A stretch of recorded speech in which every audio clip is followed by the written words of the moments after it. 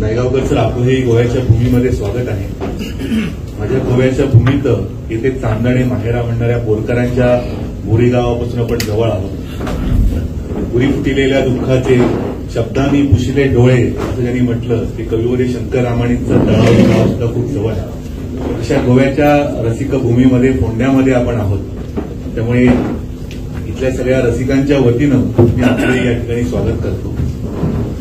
हा काव्य संवाद मैफलीचा कार्यक्रम आहे. त्यामुळे मी काही प्रश्न विचारेन, त्यांना बोलतं करेन, त्यांचा कवितेचा प्रवास आपण उलगडणार आहोत आणि त्यांच्या कविता पण ऐकणार आहोत. त्यामुळे काही प्रश्न, त्यांच्या काही कविता, अशी मैफल आपल्याला रंगवायची आहे.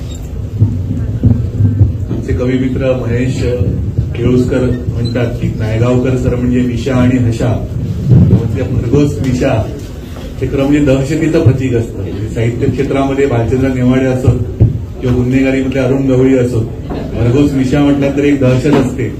परंतु नायगावकर सरांविषयी प्रेम आणि प्रेम फक्त भारतातच नाही, महाराष्ट्रामध्येच नाही, गोव्यामध्येच नाही, संपूर्ण जगभरामध्ये जिथे जिथे मराठी रसिक आहेत, नायगावकर सरांविषयी भरभरून प्रेम करणारा रसिक वर्ग, त्यांच्या कवितेवर प्रेम करणारा रसिक वर्ग त्यांना लाभत आलेला आहे. मगाशी नायगावकर सरांचा हास्यकवी म्हणून उल्लेख झाला. जसं सामंत सर म्हणाले की नायगावकर सरांची कविता ही हास्य कविता नाही, त्याच्यामध्ये गंभीर असा निश्चितपणे आशय आहे. ते केवळ हशा पिकवत नाहीत, हसवता हसवता आपलं जे राजकीय, सामाजिक, सांस्कृतिक आपलं जीवन आहे ते जीवनाची दशाही ते दाखवतात. विनोद हे नुसतं अवगुंठ नसतं आणि त्याच्यातून त्याच्या कवितेचा आशय हा सामाजिक वास्तव मांडणारा आणि अत्यंत भेदक असा असतो. आपल्या त्यांच्या कवितांमधून आपल्याला पुढे प्रत्ययाला येणारच आहे. कविवर्य अरुण म्हात्रेंनी त्यांच्याविषयी म्हटलेलं आहे की वरवर वाटे सरळ बोलणे साधे नसते काही, उपरोधिक लेखणी तयाची तिरकी आतील शाई, हसवत हसवत रसिकांना तो जागे करीत जातो, हसता हसता सांगत जातो कविते पुढचे काय. असे नायगावकर आहेत. एकदा जोरदार टाळ्यांच्या गजरामध्ये आपण त्यांचं स्वागत करूया. ज्येष्ठ पत्रकार कुमार केतकरांनी त्यांच्याबद्दल म्हटलेलं आहे की त्यांना विचारवंत कवी म्हटलेलं आहे. कवीला सहसा विचारवंत ही उपाधी लावली जात नाही, परंतु नायगावकर सरांविषयी त्यांनी असं म्हटलेलं आहे की नायगावकर सरांच्या कविता त्या अग्रलेखापेक्षा सुद्धा सखोल, रोखठोक आणि अंतर्मुख करणाऱ्या कविता असतात आणि ते समाज सुधारकाचे काम करतात. इथे एक फक्त हे करतो की या दोन ओळी म्हणजे केतकर तिथे संपादक असताना आणि ग्लासनोस्ट, पेरिस्ट्रोइका, गोर्बाचेव, त्यानंतर ईस्ट युरोपिया म्हणजे पूर्व युरोपामध्ये जी अनेक राष्ट्र कोसळून पडली, रोमानिया असो की पोलंड असो, तर त्या काळामध्ये फक्त दोनच ओळी मी लिहिल्या होत्या. क्रांतीस वाहताना श्रद्धांजली मुक्याने, क्रांतीस वाहताना श्रद्धांजली मुक्याने, डाव्या बुटात त्यांच्या उजवेच पाय होते. डाव्या बुटात उजवेच पाय होते. नायगावकर सरांची मुलाखत घेणं हे आव्हानात्मक किती आहे हे त्यांना त्यांच्या कविता, त्यांची मैफल ज्यांनी ऐकली असेल त्यांना कल्पना असेल. अखंड धबधबा कोसळत असा वाटो बाटलीत भरून घेण्याचा प्रयत्न करावा, अशा प्रकारे माझा प्रयत्न असेल. परंतु प्रामाणिकपणे त्यांचा कवितेचा प्रवास आपण उलगडणार आहोत. सुरुवातीला आपण काही 4 प्रश्न घेऊ, नंतर आपण त्यांच्या कवितांसाठी माईक त्यांच्याकडे मी सुपूर्द करेल. सर, आपला पहिला कविता संग्रह 1992 मध्ये आला, सप्टेंबर 1992, वाटेवरच्या कविता. आणि त्याच्यानंतर दुसरा संग्रह यायला 30 वर्ष जावी लागली. 2022 मध्ये वयाच्या 75 मध्ये मला वाटतं आपण दुसरा संग्रह काढला की त्याचंही नाव कवितेच्या वाटेवर. म्हणजे हा संग्रह एवढ्या उशिरा येण्याचं कारण त्याच्यामागे काही दृष्टी आहे का? कारण कवी आपल्याकडचे जे असतात की काही कविता गाठीस आल्या की लगेच संग्रह काढायच्या मागे लागतात. त्यामुळे एवढं उशिरा संग्रह काढण्यामागे काही दृष्टी आहे का की आळस होता? आणि आळस हे मुख्य आहेच. कारण की असं काही आपण लिहायला पाहिजे, आपण काहीतरी भयानक मोठं काहीतरी असं कुठलं काही जे सुचलं ते लिहिलं. म्हणजे वर्षभरातनं कधी कधी तर 1-2च कविता होतात माझ्या हातनं. आणि धाडस लागतं. आपण जे लिहितोय ते कविता म्हणून कितपत उभं राहील, खूप धाडस पाहिजे. नाहीतर अलीकडे असं म्हटलं जातं की कवितेचं संग्रह आधी येतो आणि कविता नंतर लिहायला सुरुवात करतात. असं बऱ्याचदा होतं अनेकांच्या बाबतीत. संग्रह आधी येतो आणि कविता म्हणजे काय इतकी त्या याच्यामध्ये म्हणजे पालक जसे हल्ली मुलांना मुस्कटदाबी करून त्या याच्यामध्ये एकेका लिटल चॅम्प्स अमुक तमुक याच्यामध्ये कोणतात ना, तसं ते सगळं कविता संग्रहांच्या मागे लागलेत की काय असं. आणि काय आहे साधारणपणानं 8-10 हजार रुपये खर्च केले की कविता संग्रह निघतो.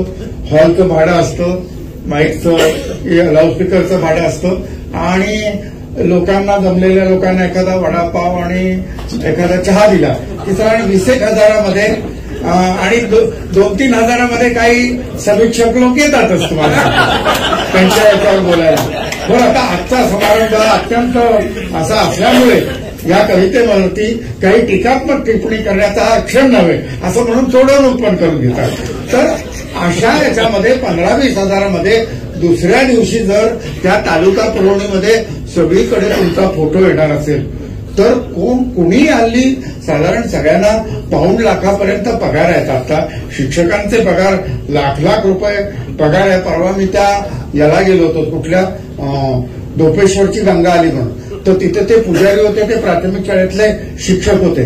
तर ते म्हणाले मला काही न शिकवता 1 लाख रुपये पगार मिळतो. त्यामुळे मी आता दक्षिणा घेत नाही कुणाकडनं, तर त्यांनी माझ्याकडनं दक्षिणा घेतली नाही. तर इतके पगार जर लोकांना प्रचंड मिळत आहेत तर हे 15-20 हजारामध्ये जर आपलं नाव होतंय. अहो, एक काळ असा होता की त्या मतदान यादीमध्ये नाव छापून आलं ना तर मी ते सगळ्यांना दाखवायचो. माझं त्या याच्यामध्ये मतदान यादीत नाव म्हणजे माणसाला एखाद्या प्रसिद्धीची केवढी भाव असते.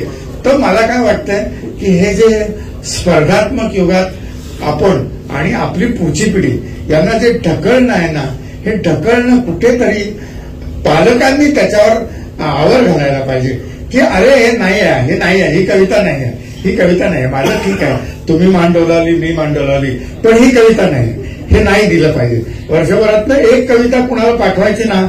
मोनिका गजेंद्र गडकर गेली अनेक वर्ष मला कविता मागतात, तर म्हणून त्यांना सांगतो की मौजेला द्यावी असं काही माझ्याकडून नाही झालेलं. एखाद दुसरी कविता मौजेत आली असेल, पण माझा तो पिंड नाही.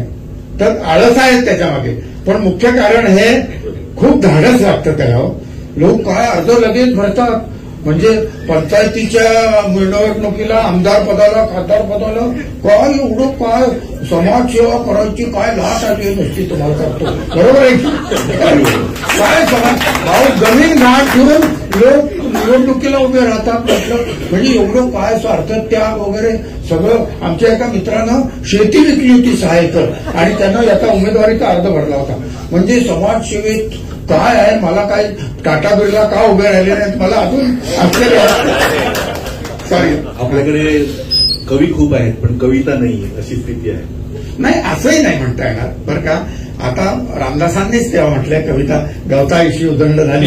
हे जर 350 वर्षापूर्वी त्यांनी म्हटलंय तर कविता हा एकीकडनं लिहिण्यासाठी असलेला तरुण वयातला अगदी सोपा प्रकार आहे, याबद्दल वादच नाही. पण कवितेची वाटचाल करत असताना काहीतरी गवसलंय असं वाटावं आणि नोंद घ्यावी.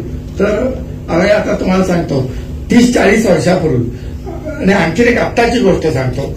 बाबासाहेब आंबेडकर भारतरत्न जिथे 1921 साली ज्या 10 किंग हेनरी रोड तिथं लंडनला होते बॅरिस्टर, म्हणजे ते शिकत असताना लंडनला आणि अशा गारठल्या थंडीमध्ये मायनस टेम्परेचरला. तर ते माझ्या मुलीच्या ऑफिसच्या मागच ते त्यांचं घर होतं म्हणून तिथे गेलो. त्या निळ्या दरवाजाच्या तिथे social reformer doctor Bhimrao Raoji Ambedkar असं ते लिहिलेलं, त्याच्यासमोर फोटो बिटो काढला आणि स्टॅनबोर्डला लंडनला मी घरी आलो. त्या दिवशी रात्री 3 ओळी लिहून झाल्या. प्रिय भीमा तुझी सावली, प्रिय भीमा तुझी सावली अंगावर पडली उजेड झाली म्हणून 3 ओळी लिहिल्या. ते असं क्वचित कधीतरी लिहून होतो तुम्हाला सांगतो. हे असं मला म्हणजे खरोखर असं पहिला संग्रह आपला वाटेवरच्या कविता, दुसरा कवितेच्या वाटेवर. कवितेचा मुक्काम अजून आपण गाठलेला नाही अशी भावना.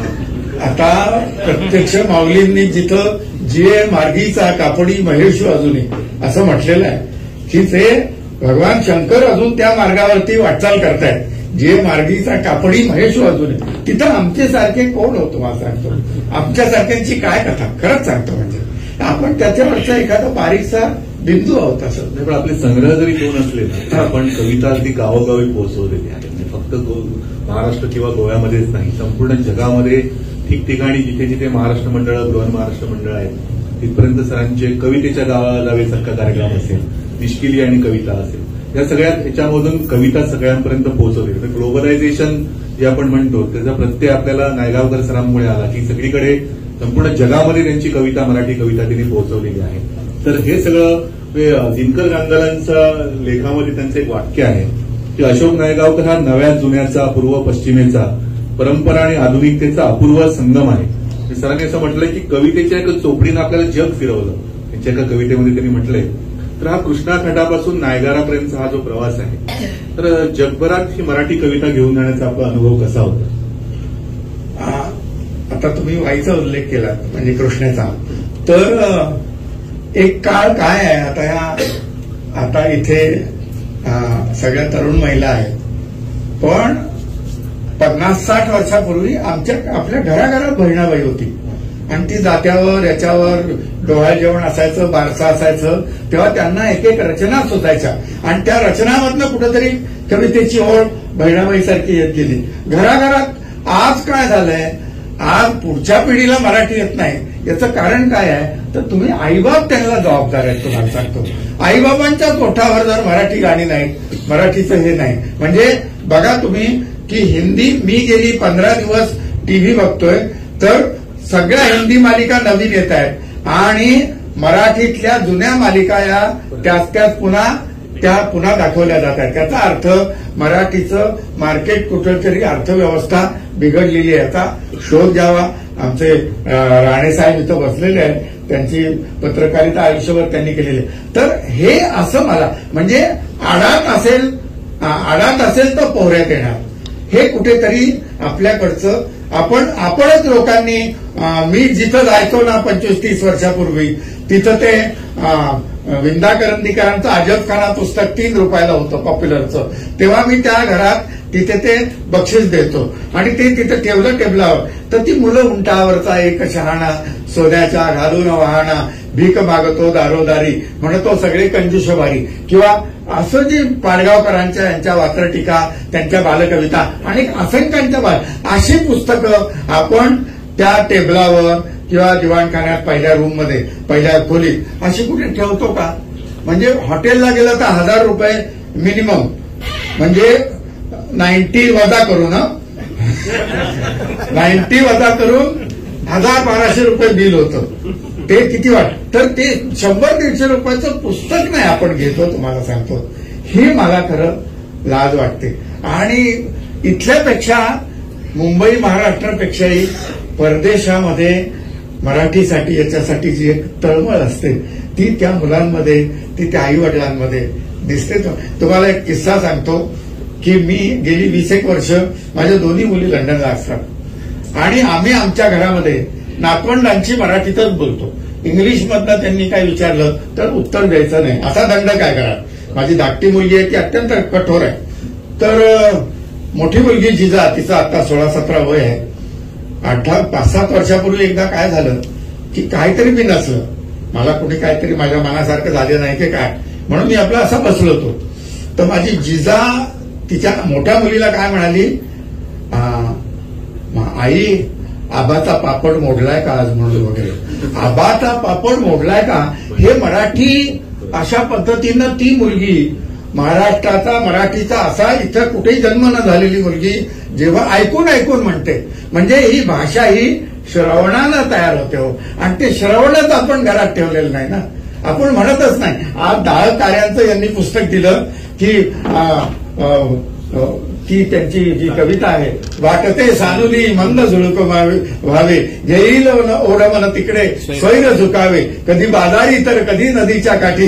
मी त्या ग्रंथमोहळ का ग्रंथ या बाल मैफिलमध्ये शिवाजी पार्कवर मंडप घातला होता. झाली त्याला 25-30 वर्ष आणि तिथे मी पडद्याच्या आडून मी निवेदन करत होतो तेव्हा ही दाळकारेंची कविता म्हटली, दोघं तिघं जण भेटायला आले, हे कोण निवेदन करतंय म्हणून. म्हणजे हे सगळं 40-50 वर्षापूर्वी तुमच्या आमच्या कानावरून गेलेलं हे आज कुठे लुप्त झालं.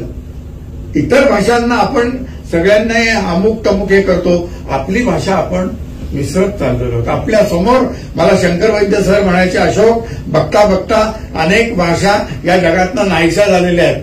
अर्धमागधी काय किंवा त्या तुमच्या अनेक भाषा अशा आहेत की बघता बघता नाहीशा झाल्या आहेत. तसं मराठीचं होऊ शकतं. वाचनालयात गेलात तुम्ही आणि पुस्तक एखादं काढलं तर त्याचं जे मागचं कारण असतं त्याच्यावरचे तुम्ही पहिले वाचक असता. हे असं 100 90 पुस्तकांच्या बाबतीत असं घडतं. हे दुर्दैव, शोकांतिक आहे. शोकांतिक आहे. जिजाला सचिन भेटला तर तो किस्सा सांगा. तर आम्ही त्या मोठ्या मुलीचा वाढदिवस होता आणि सेंट्रल लंडन मधलं ते फिनिक्स पॅलेस म्हणून खूप उंची, म्हणजे जिथं हे सगळे क्रिकेटर्स, अजित वाडेकर वगैरे सगळे लोक तिथे येतात, मोठी माणसं येतात. तर आम्ही जेवायला बसलेलो आणि समोरून सचिन आला. सचिन आला तर माझी नात म्हणते, हे आबा सचिन बघ, सचिन तेंडुलकर. तर मी काही लक्ष नाही दिलं. मी आपला खाली मान गेलो. तो त्याची फॅमिली मागे जाऊन बसले आणि मग ती मला म्हणते, आबा मला त्याची सही पाहिजे आणि त्याचा फोटो काढायचा. ठीक आहे म्हटलं, जा ना आणि सांग म्हटलं अशोक नायगावकरांची नात म्हणून. तर माझी धाकटी मुलगी तिला घेऊन गेली. तर तो मिसेसला त्याच्या पत्नीला काकडी भरवत होता आणि ही जाऊन म्हणते, सचिन मी तुमची खूप फॅन आहे म्हणून. लंडन शहरामध्ये एकदम मराठी वाक्य ऐकलं म्हणताना त्याच्या हातातला तो काकडीचा तुकडा खालीच पडला आणि मग म्हणला, कोण कशी काय. म्हणे मी अशोक नायगावकरांची नात वगैरे. अर्थात रमेश तेंडुलकरांचा आमचा खूप चांगला संबंध होता. त्याच्या घरी येणं जाणं. त्याचे भाऊ कवी आहे नितीन तेंडुलकर. असं मग त्यानंही फोटो बिटो काढून दिला. तर असं मराठीमुळे तुम्हाला सांगतो आपल्याला आपण एकत्र, ही मायबोली आहे हो. म्हणजे मी अनेकदा थोडंसं यानं म्हणतो तुम्ही, पण म्हटलं मराठी सारखी काव्यात्मक भाषा नाही कुठे. याचं एकच उदाहरण, मराठीमध्ये चोराच्या मनात पण चांदणं असतं. बघा हिंदीत काय आहे, चोर के दाढी में तीन काय. मराठीत चांदणं आहे चोराच्या मनात. म्हणजे किती काव्यात्मक भाषा आहे. अर्थात ती काय सोडून द्या आपल्याला. आपण सगळ्या जगभरामध्ये मराठी कविता नेली, सगळीकडे लोकांपर्यंत पोहोचवली. परंतु असे आपण असाल रामदास फुटाणे काय एक मंचीय कविता म्हणजे थोडं कमी लेखलं जातं का? हास्य कवी हा शिक्का आपल्यावर बसल्याची खंत नाही वाटत? आता काय आहे की हसवणं, पण त्या हसवण्यामध्ये सुद्धा एक वेगळं काहीतरी आहे. म्हणजे मी काय म्हणतो की असं कवी म्हटल्यावर कसं की हळुवार वगैरे, पण मी हळुवार शब्दाचा अर्थ हळू केलेला वार असं कोणीतरी म्हणजे कवी हे म्हटलं. आता संक्रांतीला आता म्हटलं आमच्या इथं तिळगुळ देताना मारामारी झाली. एका गटाचे लोक दुसऱ्या गटाला म्हणजे तिळगुळ घ्या गोड बोला सांगायला लागले. ते म्हणजे तिळगुळ ठेवायचा चालू पडायचं म्हणून गोड बोला कोणाला शिकवतात असं अंगावर. इतके लोक असे डोकं फिरल्यागत झालेले आहेत.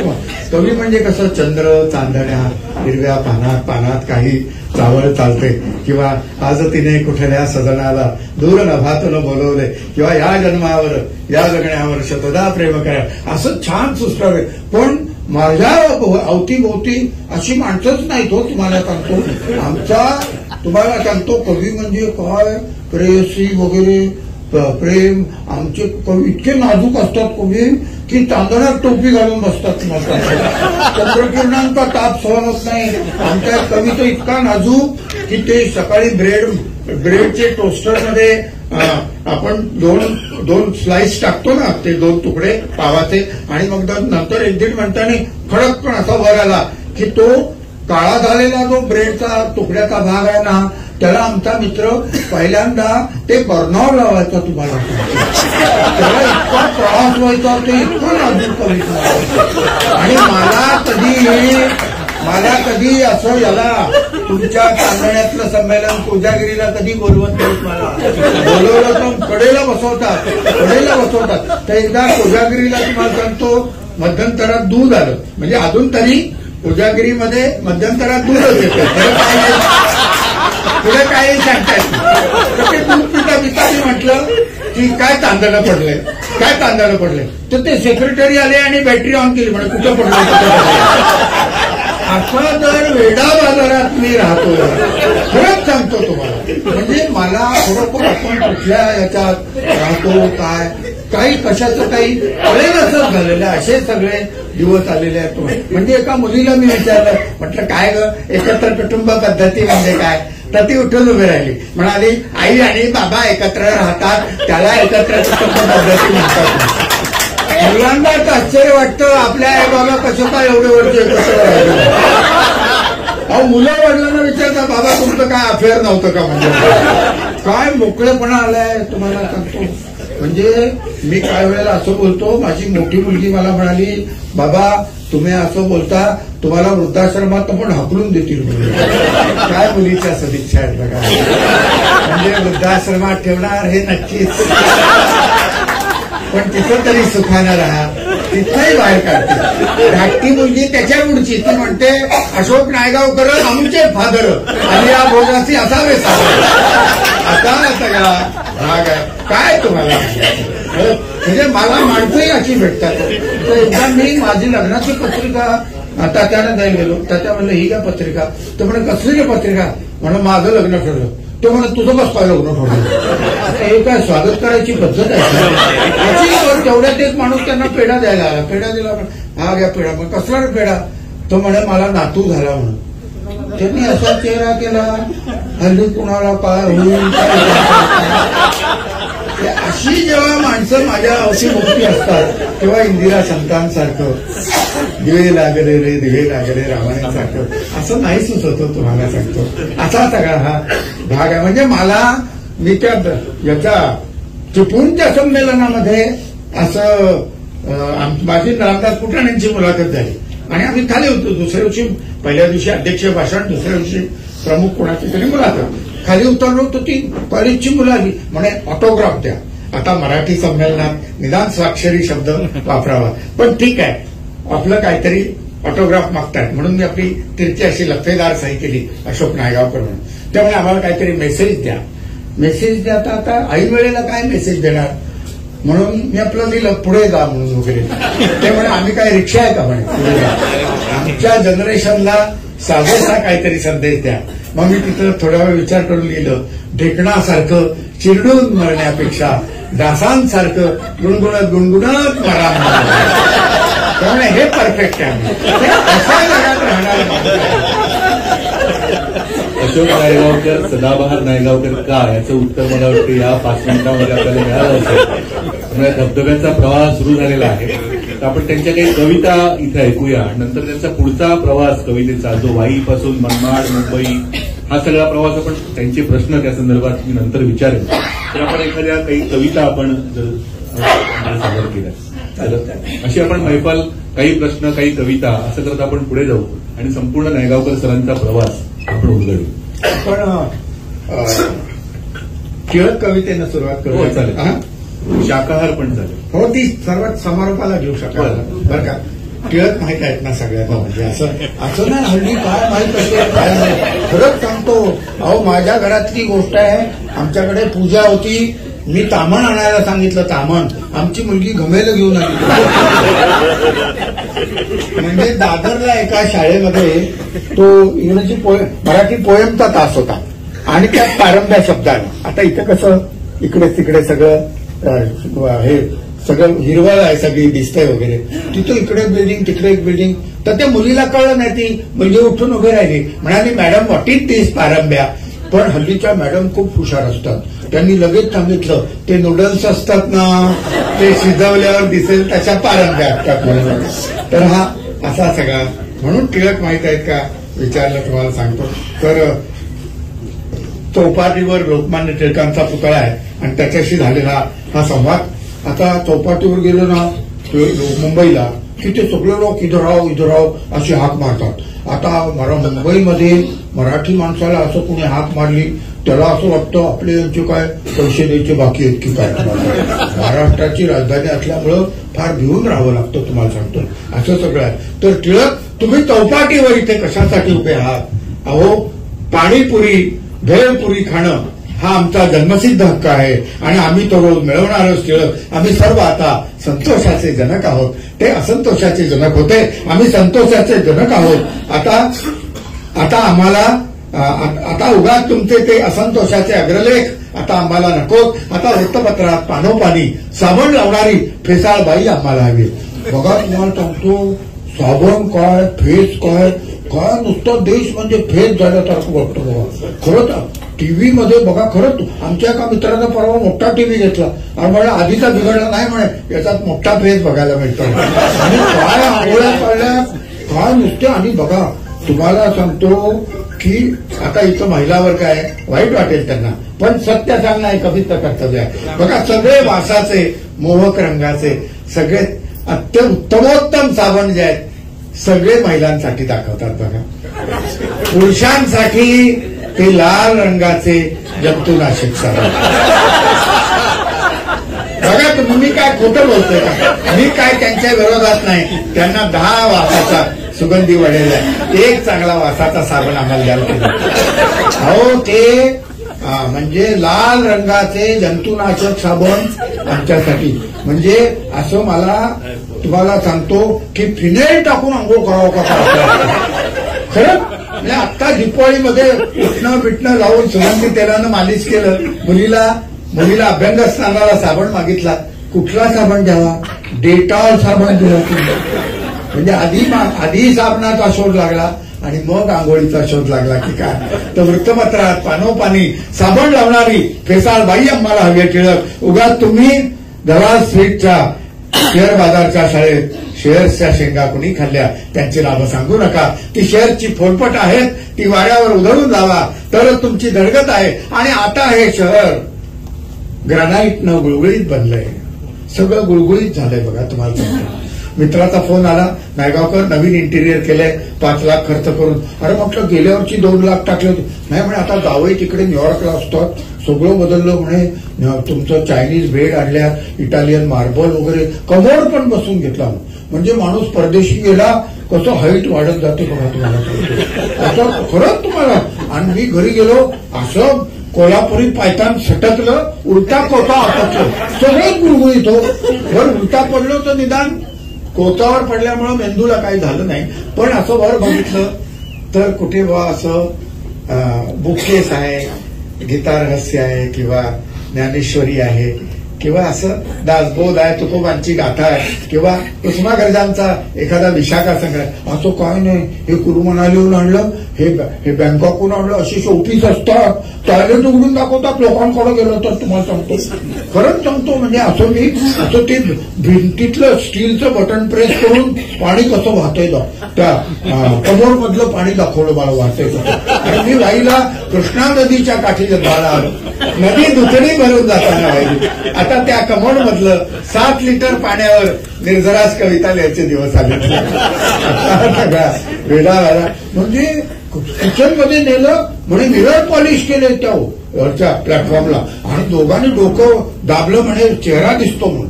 दोघांनी पंढरपूरचे बडवे कसं पूर्वी डोकं एकदम विठोबाच्या पायावर आपटायचे ना, तसं ते मी आता एकदम कुणी तुमचं डोकं असं दाबलं मागून तर कळ जाणार ना. मी डोळे मिटून दिसतोय म्हटलं, तेव्हा त्यांनी हात काढला. म्हणजे आपण काय कुणाकडे गेलं, चहा फराळाचं होईपर्यंत मन लावून ऐकून घेतो आपण सगळं त्यांचं.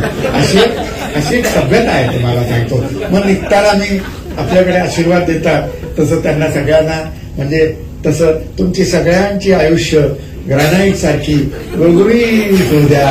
ग्रॅनाईटनं गुळगुळीत बनलं हे शहर. तुमचा दोडा चालता नात्यावरून घसरेल, ग्रॅनाईटला थोडी टाकी मारून घ्यायला सांगा.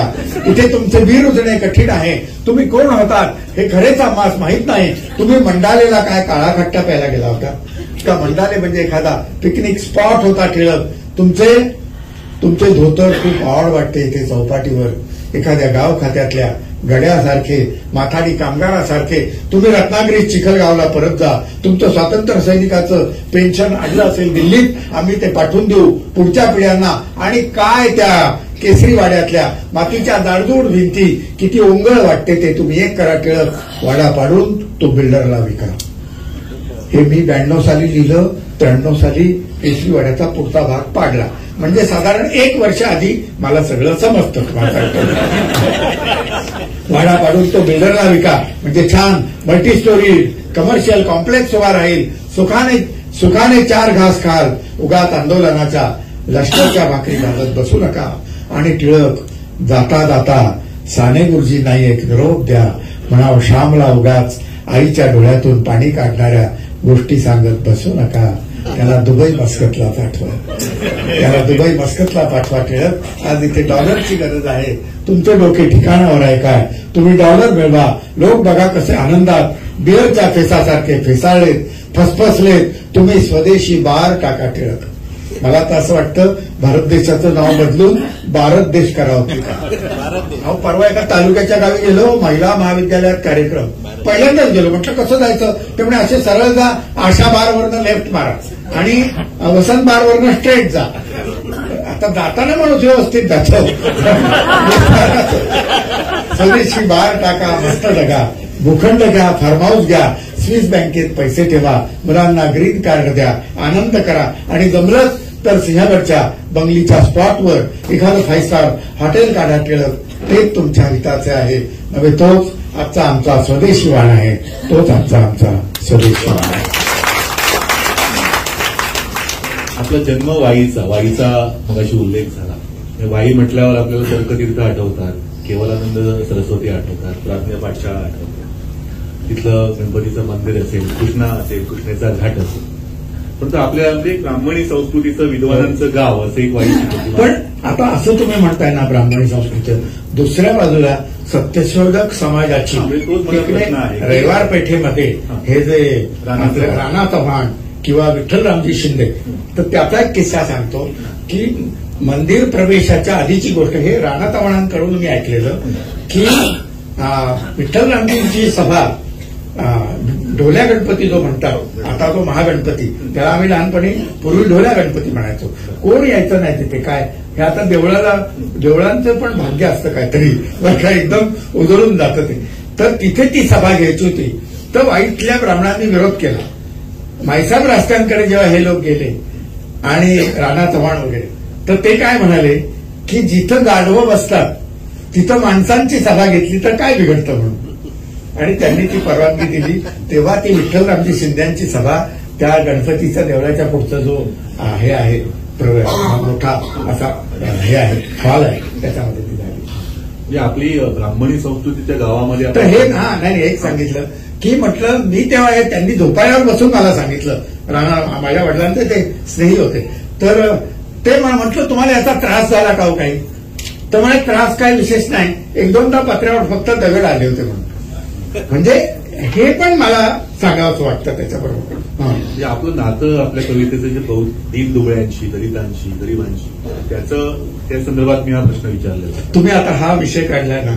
मी जेव्हा 69-70 मध्ये मुंबईत गेलो, मी नामदेव ढसाळ भिक्षाळ यांच्याबरोबर हातात हात घालून मुंबईच्या सगळ्या झोपडपट्ट्या फिरलोय. असा पाय टाकला ना तर अर्धा पाय आत जाईल असा चिखल असायचा. तेव्हा आम्ही सगळे तेव्हा फिरलेले लोक आहोत. कुठली होळी करणं असो अंकांची यांची. मी त्याच्या आईच्या हातचं जेवलोय नवाब थाळीमध्ये, तो माझ्या आईच्या हातचं जेवलेला आहे. आम्ही खूप फिरलोय. तर हा संस्कार कसा असतो बघा. मी ही कविता मुद्दामून म्हणतो की ती जी रस्त्यावरचे जे लोक आहेत ना, ज्याला डाऊन ट्रॉडन म्हणता तुम्ही, आम्ही पेटवतो चुली शिमला फळांच्या रिकाम्या पेट्या फळकुटे पळवून. आम्ही पेटवतो चुली शिमला फळ्यांच्या रिकाम्या पेट्या फळकुटे पळवून, भासतो भाकऱ्या खदखदवतो रस्सा अॅल्युमिनच्या पातेल्यात, सूर्याच्या साक्षीने उघड आमच्या चुलीचा धूर अडवू शकत नाहीत रिबेरो अथवा तुमच्या कॅनॉपीज. रिबेरो तेव्हा पोलीस कमिशनर होते. आमच्या चुलीचा धूर अडवू शकत नाहीत रिबेरो अथवा तुमच्या कॅनॉपीज. तो जातो सरळ अवकाशात श्रीहरिकोट्याच्या अग्निबाणासारखा. तो जातो सरळ अवकाशात श्रीहरिकोट्याच्या अग्निबाणासारखा. तुम्ही धंदड ततड करत नाचत जाता रात्री, बोडक्यावर बत्त्या लावून नवरा नेता उत्सवित संभोगासाठी, आणि पैसे नोटा उधळता आमच्यावर. स्टेशनात तुम्ही प्लॅटफॉर्म बांधता आमच्यासाठी. इतिहासात तुमची नावे अजरामर असोत, इतिहासात आमचे अंगठ्याचे ठसे अजरामर असोत. आम्ही प्रार्थना करतो जे तुझ्याजवळ 9 इंची भिंतीच्या आणि शिमेटात कालवलेल्या खडीच्या शिगांच्या थळा घालून करुणा भागतात तुझी आणि गायत्रीचे पुरस्चरण करतात. तुझ्याकडे काळ्या चष्म्यातून पाहत त्यांनाही तू सुखी ठेव. खिडकीच्या सरकलेल्या पडद्यातून किरणे सोड त्यांच्यावर आणि आमच्या या व्यस्त चुली, खाटा भांडी आणि कठड्यावर वाळत घातलेल्या गोधड्या पॅन्टी ज्याच्यावर ते 4थ्या मजल्यावर 120 पान थुंकतात त्यांना तू रोज पवित्र कर. आणि जमलेच तर थंडीच्या दिवसात 1-2 महिने रात्रीचा पण उगव, 1-2 महिने रात्रीचा पण उगव, म्हणजे आमच्याही मुलाबाळांना त्राण येईल, ऊर्जा मिळेल. अॅल्युमिनची पातेली घेऊन फिरण्याचे, दुसऱ्या दिवसासाठी अॅल्युमिनची पातेली घेऊन फिरण्याचे. खरी कविता जी आहे त्याचं एक उदाहरण आपण आता बघितलं. सर, आपलं घरामध्ये काही साहित्याचा संस्कार नव्हता. 4 बंधू आणि आई वडील असं कुटुंब. पण संस्कार नाही, आईच्या असंख्य पाठांतर बंधू सगळं विश्वकोश, बंधू विश्वकोशमध्ये त्याला असंख्य, म्हणजे मला जो फायदा झाला ना, 1.5-2 वर्ष वाईट होतो, तर मी कॉमर्सचा विद्यार्थी, वाणिज्य शाखेचा, पण मानवीय विद्या शाखेमध्ये मी संबंध वर्षभर नुसता डुंबलेला असायचो त्या रॅकमध्ये. आणि काय काय हो त्या वाईच्या विश्वकोशात आपण नावं नसतील ऐकलेली असे सगळे जगातले एन्सायक्लोपीडिया, चेंबर्स काय किंवा ही सगळी वर्ल्ड बुक एन्सायक्लोपीडिया किंवा किसिन्स कंटेम्पररी एशियन रेकॉर्डर नावं सुद्धा ऐकलेली नसतील एखाद्या विद्यापीठातल्या मुलांनी. असे मी तुम्हाला सांगतो, मी त्याचा सगळा वाचन केलं. म्हणजे गुरं कशी चरतात ना तसं मी चरत गेलो. कुठलीही मला काही वाचनाची दिशा नाही, काही नाही, पण मिळालं पुस्तक ना की ते वाचत बसायचं. हा जो भाग होता ना, माणूस आपण किती लहान आहोत हे कळायचं असेल तर वाचनालयात प्रत्येक माणसानं आयुष्याचा काही काळ व्यतीत केला पाहिजे. लहान आत्ता काय होतंय, आत्ता एकदम गाडी उभी करतात आणि ती अशी काहीतरी पिसनर वगैरे काय ती उभी करतात आणि असं सोसायटीत तो असा वरती बघतो, असं ग्रेट काहीतरी त्याला घालायचं. तुम्ही लहान आहात हे जाणवलं पाहिजे. तुम्ही मोठे आहात हे जाणवताय ना, त्याच्यामुळे सगळा मार खाल्लाय आपण. लहान वयात आपण मोठे आहोत हे जाणवायला लागले ना, त्याच्यामुळे सगळीकडे गोची झालेली आहे. लहान वयात आपण किती लहान आहोत, याच्यावरून लहान आहोत आपण हे कळत नाही आपल्याला. माझ्या बाबतीत आपण लहान आहोत हे वाचनालयात मला कळलं. तुम्हाला सांगतो काय जग दिसतं त्यावेळेस. मुंबईला येण्यापूर्वी मनमाडमध्ये पण आपलं 10 वर्ष मनमाडमध्ये गेली. आपली वैचारिक जडणघडण म्हणजे तरुण वय बहुतेक मनमाडमध्ये ती सगळी कशी झाली. आणि आशक्याचा अशोक नायगाव घडला तो सगळा प्रवास, आणि त्याच्यामध्ये आपली एक कवितेची जी भूमिका जी घडली ती कशी. नाही, हेच सगळं ही कविता एक एक कविता वाचत जाणं. नारायण सुर्वे म्हटलं की नारायण सुर्वेचा बंध वाचायचं. एक कवी पाठ ओठावर व्हायचा. म्हणजे शंकर वैद्यांची माझी पहिली ओळख झाली तर त्या दादरच्या त्या टीटीच्या पायरीवर दयाराम दामोदर, त्याचं डी दामोदर झालंय आता, त्या पायरीवर आम्ही बसलेलो. 8-9 वाजता बसलो, रात्री 12-1 पर्यंत आम्ही दोघं कविता म्हणत होतो. वैद्य सर मला म्हणाले, अशोक शांताबाईंनी एवढं, मी म्हणे सर्वात जास्त पाठांतर शांताबाईंचं बघितलेलं, त्यानंतर म्हणे तुझं आता माझ्या एवढ्या ओठावर कविता नाही, पण कविता पाठच करणं. तुम्हाला सांगतो मर्ढेकर काय, अमुक काय, तमुक काय, सगळे ओठावर होते आमच्या. आम्ही त्यांचं ऋण मानणारे लोक आहोत. त्यांच्याकडून आमच्याकडे काहीतरी आलेलं आहे, त्याच्यातनं आलेलं आहे आमच्याकडे काहीतरी. आणि त्यातनं ही सगळी जी आम्हाला जे लिहावंसं वाटतं ते त्याच्यामुळे नारायणा या नंग्यांच्या दुनियेत चालायची वाट लक्षात ठेव सगळ्या खाणाखुणा, किंवा ते बाबा या दगडांच्या भिंती पोलीस इथे पहारी काव देतात अख्तर जेलपासून जाताना. आणि या कथा कड आलेल्या भाटाने आल्लद झाकण उकळावे तशा उकलतात, रात्रभर उभारणाऱ्या अस्तम्यासारख्या जीव कसा हल्ल करून सोडतात. मी या सगळ्यांना माझं भाग्य काय, नारायण सुर्वे, विंदा करंदीकर, पाडगावकर किंवा या सगळ्यांना घेऊन मी असं अनेक मैफिली केल्या. त्यांच्या बरोबर म्हणजे माझी तेवढी हे नाही पात्रता, पण त्यांच्या बाजूला लाईनीत असं बसून कविता म्हणण्याचं भाग्य मला लाभलं. याहून अधिक काय भाग्य काय पाहिजे तुम्हाला सांगतो. हे सगळे सोन्याचे दिवस. त्यांच्या बाजूला किंवा त्यांच्या तिथे खाली बसून आपण तुम्हाला एक काहीतरी, म्हणजे त्या नंदाखालच्या चर्चमध्ये एक डिसेंबरमध्ये उत्सव असतो ख्रिश्चनांचा, तर विंदांना, पाडगावकरांना, यांना तुमच्या सुर्व्यांना आणि सतीश काळसेकर यांना घेऊन मी गेलो. तर म्हटलं ऋषीमुनी हे फक्त पूर्वीच्या काळी जन्माला येत होते असं आपल्याला वाटतं, पण ते ऋषीमुनी आत्मचिंतन करत होते. समाजचिंतन करणारे आजच्या युगातले हे 4 ऋषी तिथे बसले. पण काय टाळ्या पडल्या लोकांच्या, तुम्हाला सांगतो. तर हे मला ती विंदांची नजर आठवते. अशा पद्धतीनं त्यांनी वाकून बघितलं ना माझ्याकडे, ते मला काहीतरी आयुष्यात मिळालं असं वाटतं. तुम्हाला सुरुवातीला पण भावगीतं पण लिहिली ना, मी अवचित हृदया वगैरे. हो, तेच 70 मध्ये आमचा बोरकरांचा, तांब्यांचा, सगळ्यांचा. मी स्वप्न बनावतून वाट वाकडी पडते, मी अवचित मृगया स्वप्न बनावतून, मी सचैल शिंपित पदघुंगुर रव लज्जित मनी मोहरते, मी अवचित मृगया स्वप्न बनावतून वाट वाकडी पडते, मी सचैल. आता ते माझ्याकडे नाही, आता तुम्हाला सांगतो. पण ह्या अशा कविता सगळ्या त्या काळात लिहिलेल्या होत्या. काय अगदी म्हणजे मी सुहास बापट त्या आलोचना मासिकाचे सहसंपादक. मातृदिन होता, बोरिवलीला आमच्याकडे आलेले आणि म्हणे अशोक उद्या मातृदिन आहे, मला एक मातृदिनाचं गाणं पाहिजे. बोरिवलीला ट्रेनमध्ये बसलो, लोकलमध्ये. माटुंगा रोडला ते राहायचे, तिथे रुपारेल कॉलेज आहे तिथे. तिथून माटुंगा रोडला पोहोचेपर्यंत आईचं गीत, आई माझ्या गीतातले गे स्वप्न तू अनसूर तू, श्वास तू निश्वास तू, या निर्मितीचा प्राण तू. हे जे आईवरती गाणं लिहिलं तेव्हा, ते दुसऱ्या दिवशी किंग जॉर्जचं जे बांद्र्याचं हायस्कूल, तिथे 3000 मुलांनी ते गाणं म्हटलं होतं. पण त्या सगळ्या याच्यातनं मी बाहेर पडलो. नंतर मी आणि नामदेव एकदा त्या आझाद मैदानात असे पालथे पडून आम्ही पाटगावकरांची गाणी म्हटलेली आहेत आणि मग सोबतची होळी करायला खटावाडीमध्ये गेलो आम्ही. तुम्हाला सांगतो, इतकं म्हणजे असंही क्षण आहेत आयुष्यातले. मुंबईला आपण नंतर आलात, हो, बँकेमध्ये नोकरी केली अनेक वर्ष आणि एक वेगळं जग, शहरी जीवन आपण अनुभवलं. आपल्या कवितेमध्ये आपण शहराचा सगळा झगमगाट बघितलं, पण आपल्या कवितेमध्ये आपण म्हटलंय की अंधार करा उजेड कारच झाला, माझं रात्र हवी नक्षत्र. जवाई किणीकर आठवतात. अशी एखादी कविता आपण घेऊ आणि नंतर पुढे जाऊ. एखादी कविता म्हणजे गंभीर वर्णाची का. मराठी कवितेमध्ये औदुंबर आपल्याला माहिती आहे, अनेक बालकवींनी केलेला आहे. नायगावकर सरांचा औदुंबर वेगळा आहे. तो कसा आहे की सल्फरच्या प्रदूषणाच्या विळख्यामध्ये ड्रेनेजच्या पाण्यात फसलेला औदुंबर सरांनी लिहिलं. ती वेगळं वळण जे सुरुवातीला आलेली ही कविता बघा. आणि मला ज्या गावाकडच्या निसर्गाकडून जेव्हा मुंबईच्या सगळ्या केमिकल किंवा याच्या वातावरणात गेलो तेव्हा असं म्हणतात, सर्वत्र सल्फरचा गंध माथ्यावर संथपणे आकारणारे काळपट ढग.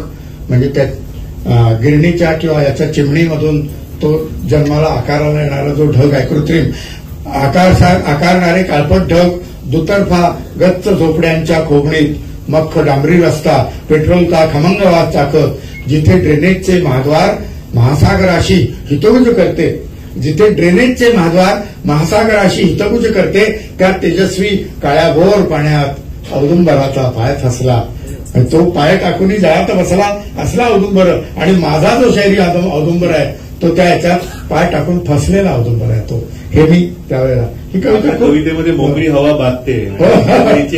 खरंच म्हणजे मी असं खरंच सांगतो की आता मुंबईला मी असं सांगतो की मी एकदा असं केळवा माहीमला गेलो आणि तिकडं म्हणजे पिकनिक पॉइंट म्हणजे शहरात आता इथं काय सगळं आजूबाजूला पिकनिकच आहे. पण आम्ही केळवा माहीमला जातो, तिथे दिवसभर ते सगळं असं केळीच्या बागा, पानवेलीचे मळे वगैरे आणि त्या दुतर्फा सगळं तुम्हाला सांगतो असं नुसतं दांडातनं पाणी वाहतंय वगैरे. आणि म्हणजे सगळं असा नॅचरल नैसर्गिक गारवा सगळा असतो.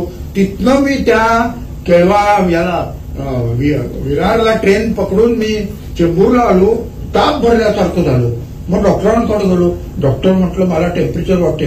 त्यांनी लगेच थर्मामीटर खूपच लावून म्हणे 2 टेम्परेचर आहे, तुम्ही आज कुठे मोकळ्या हवेत गेला होता काय. तो म्हटलं हो म्हणून. मग म्हणे तिथं काय बघितलं. म्हटलं सगळी हिरवळ होती. तर त्याचीच अलर्जी आहे म्हटलं मला, जात जाऊ नका. म्हटलं जाणार नाही पण काहीतरी औषध तर द्या. औषध वगैरे काही नाही म्हणे. याच्यावर 3-4 दिवस गटाराच्या कडेनं चालत राहा म्हणजे एकदम नॉर्मल आहे. तुम्ही डॉक्टर आहात का कोण आहात म्हणून. तर आता मग म्हणे असं करा, त्या चौकामध्ये तो सिग्नल लाल झाला की त्या ट्रक टेम्पो रिक्षा उभ्या राहतात, त्याच्या त्या पाईपच्या मागे जाऊन उभं राहा. म्हणजे तो जो धूर येतो तो आत त्याचा बाहेर सोडायचा. सगळं लंग्स फंक्शनिंग नॉर्मलला येतं. ही सगळी ही जी आधुनिकता आहे. आता हे म्हणजे मी काय सांगतो की एकदा आमच्या एका मित्राला मुलगा झाला, तर आम्ही त्याला भेटायला गेलो तर तो असं ते नवीन नवजात अर्भक असं गुंडाळून त्याला म्हणजे आधुनिकता कशी आल्या खेळत होता. तो म्हणतात अरे कथा होतील झाला, ट्रॅफिक जाम होता का वगैरे असं त्या मुलाला म्हणजे असं काय विचारते. आणि ती आई पण भरवताना असं की त्या मुलाला भरवताना तुला लार्ज भरू का स्मॉल भरू असं लार्ज स्मॉल त्या लहान मुलाला विचारतात. हे सगळ्यांना नाही कळणार, जाणकारांना. आपण शहरी अनुभव घेताना सुद्धा बळीराजाशी आपलं नातं काय आहे, गावाशी नातं आपल्या कवितेमध्ये. सरांची कविता आहे, वाउचर बनवणारे लोक, कॉरस्पॉन्डन्स करणारे लोक शहरात राहू लागले आणि कुळीत तूर उडीत बाजरी पिकवणारे खेड्यातच राहिले. मोठा पाऊस झाला, कागद ओले झाले, पण कागदांना मोड आले नाही. त्यामुळे सरांचं तुमच्या कवितेमधला पाऊस वेगळा आहे. म्हणजे कसं आहे की कोरडवाहू शेतकऱ्याच्या नजरेतनं पाऊस सरांच्या कवितेमध्ये येतो, की वरवरचा नुसताच गडगडणारा, हा पाऊस आपला नव्हे असा. पण ही वेगळी संवेदनशीलता जी आहे. म्हणजे मी ज्या मनमाड शहरात होतो ते आता यंदा पाणी आलंय, नाही तर आमचं आयुष्य पाणी भरण्यात गेलं सोबत. म्हणून तेव्हा उगाच ओळ येत नाही. पारोशाने नदी म्हणाली किती दिसात ग न्हाले नाही, पारोशाने नदी म्हणाली किती दिसात ग न्हाले नाही. मरता मरता झाड म्हणाले 2 थेंब तरी पाणी द्यावं, शहाणपटीने धरण बांधले अभियान त्यांना मुता म्हणालो. ही माझी ओळ आहे, हे आपले गाड्यांची नाही आहे. खूप 20 वर्षापूर्वी ओळ आहे. अभियान त्यांना मुता म्हणालो, गाळ म्हणाला धरणाची या किती उंचवर बांधू समाधी, गाळ म्हणाला धरणाची या किती उंचवर बांधू समाधी.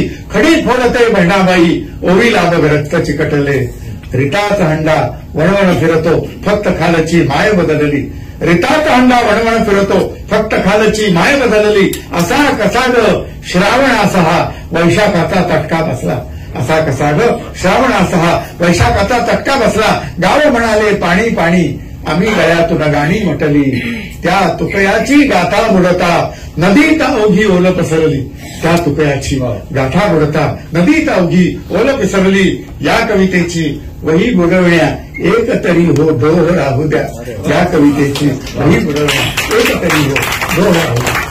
ग्रामीण जीवनामधलं स्थित्यंतर पण आपल्या कवितेमध्ये आलेलं आहे. गाव कशी बदलली, जोंधळ्याची शेतं जाऊन तिथे ऊस आला, हे आपल्या कवितेमध्ये आहे. नुसतं गुढी चित्रण नाही की गावामधलं आपण शहरी माणूस गावाबद्दल एक चांगलं हे करतो, पण गाव कसा बदलला ते पण सरांच्या कवितेमध्ये आलेलं आहे. गाव जो आपला सगळा म्हणजे ती ओळ अशी, धरणाच्या भिंतीला आता नदी आपटते डोके आपुले. तुम्ही एखाद्या धरणावर जर जाऊन उभ्या राहिलात ना तर तुम्हाला कळतं तो जो प्रवाह अडवलाय आणि तो त्या याला येऊन असं धरणाच्या भिंतीला आता नदी आपटते डोके आपुले. माझं नदीच्या काठाने सगळं आयुष्य गेलंय ना. नदीविषयी विलक्षण प्रेम आहे. म्हणजे एकच ओळीची कविता अक्षर मासिकात आली होती. आपला पत्रकार वागळे त्याच्या दिवाळी अंकात आली होती बघा. नदीचे कुणीच ऐकेना म्हणताना, नदीचे कुणीच ऐकेना म्हणताना शेवटी तिने धरणात जलसमाधी घेतली. अशी एक ओळीची कविता. खूप नदीवरती मला खूप म्हणजे पाण्यारे तूही असा शोधत शोधत खाली कुठवर जाणार आहेस, पाण्यारे तूही असा शोधत शोधत खाली कुठवर जाणार आहेस, का तुलाही भूपृष्ठाची धग असह्य होते, का तुलाही म्हणजे water level is going down हा जो जगभरातला मोठा प्रश्न आहे ना, तर तो असा कधीतरी मला तुम्हाला त्याला पाण्याला सुद्धा वरचे चाललंय ते सगळं असह्य होतंय की काय. असं दारिद्र्याचं सुद्धा चित्रण सरांचं अत्यंत प्रभावी आहे. अगदी बाहेरच्या देशामध्ये जरी गेला तरी पॅरिसमध्ये सुद्धा मला वाटतं सिरियन कुटुंब ती मागताना ती कविता, एखादी कविता आपण ऐकू मग. बरोबर, ठीक आहे. सरांच्या कवितेमध्ये विठो तुझ्या पायी आता मागे अखेराची भीक दे रे अशी दे भाकरी पुन्हा लागो नये भूक. दारिद्र्याचं सुद्धा अत्यंत प्रभावी चित्रण सरांनी केलेलं आहे.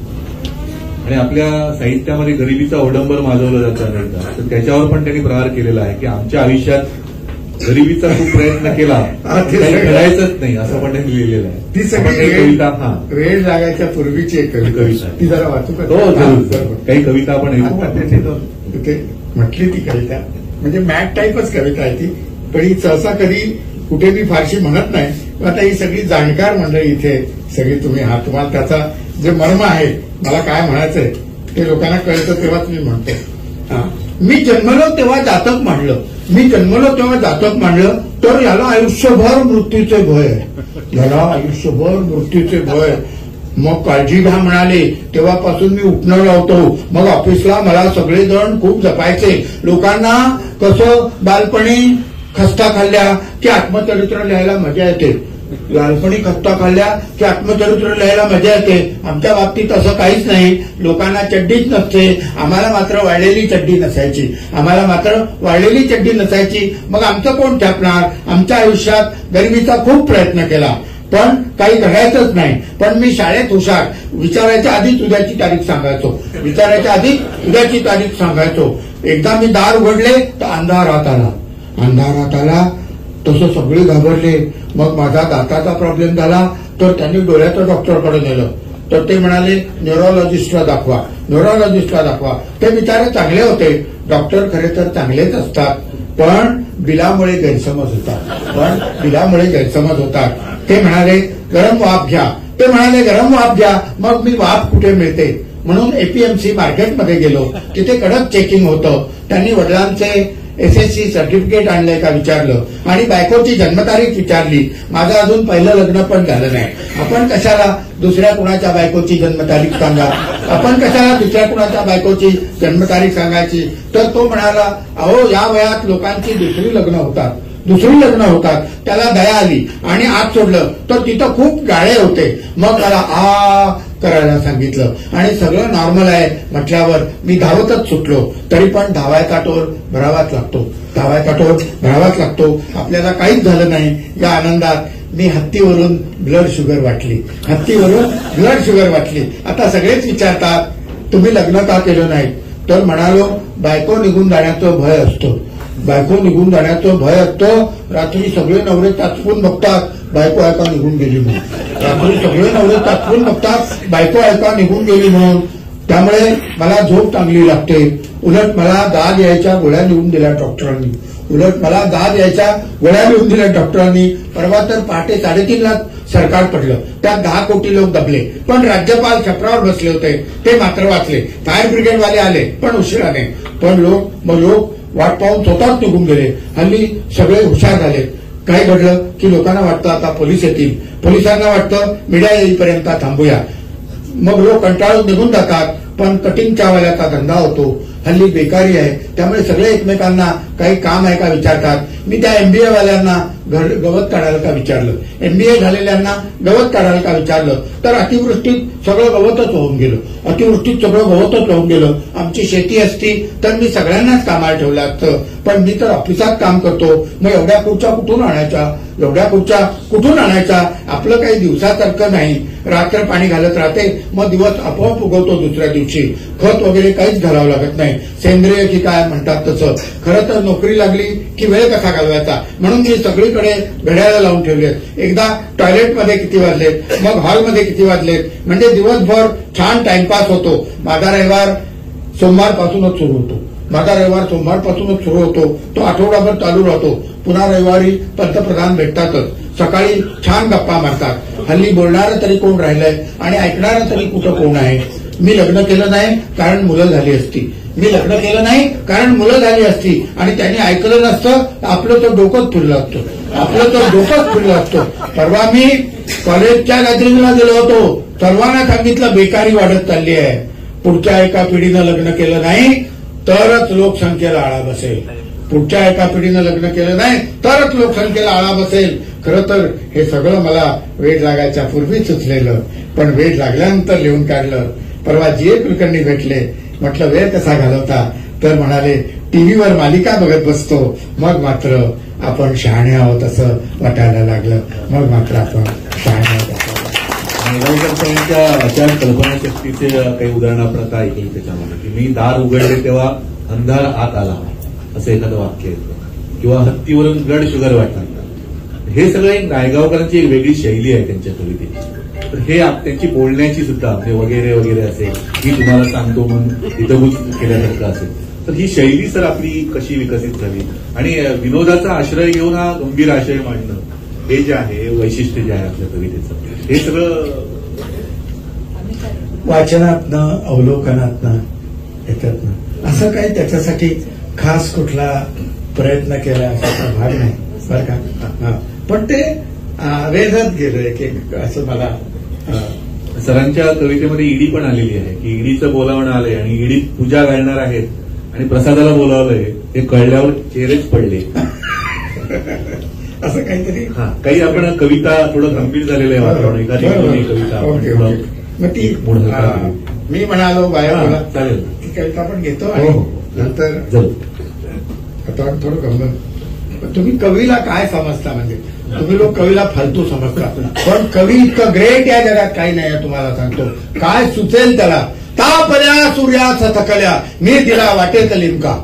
तापल्या सूर्याच थकल्या मी दिला वाटेत लिमका. सागराला अंग पुसण्या मी दिला टावेल माझा.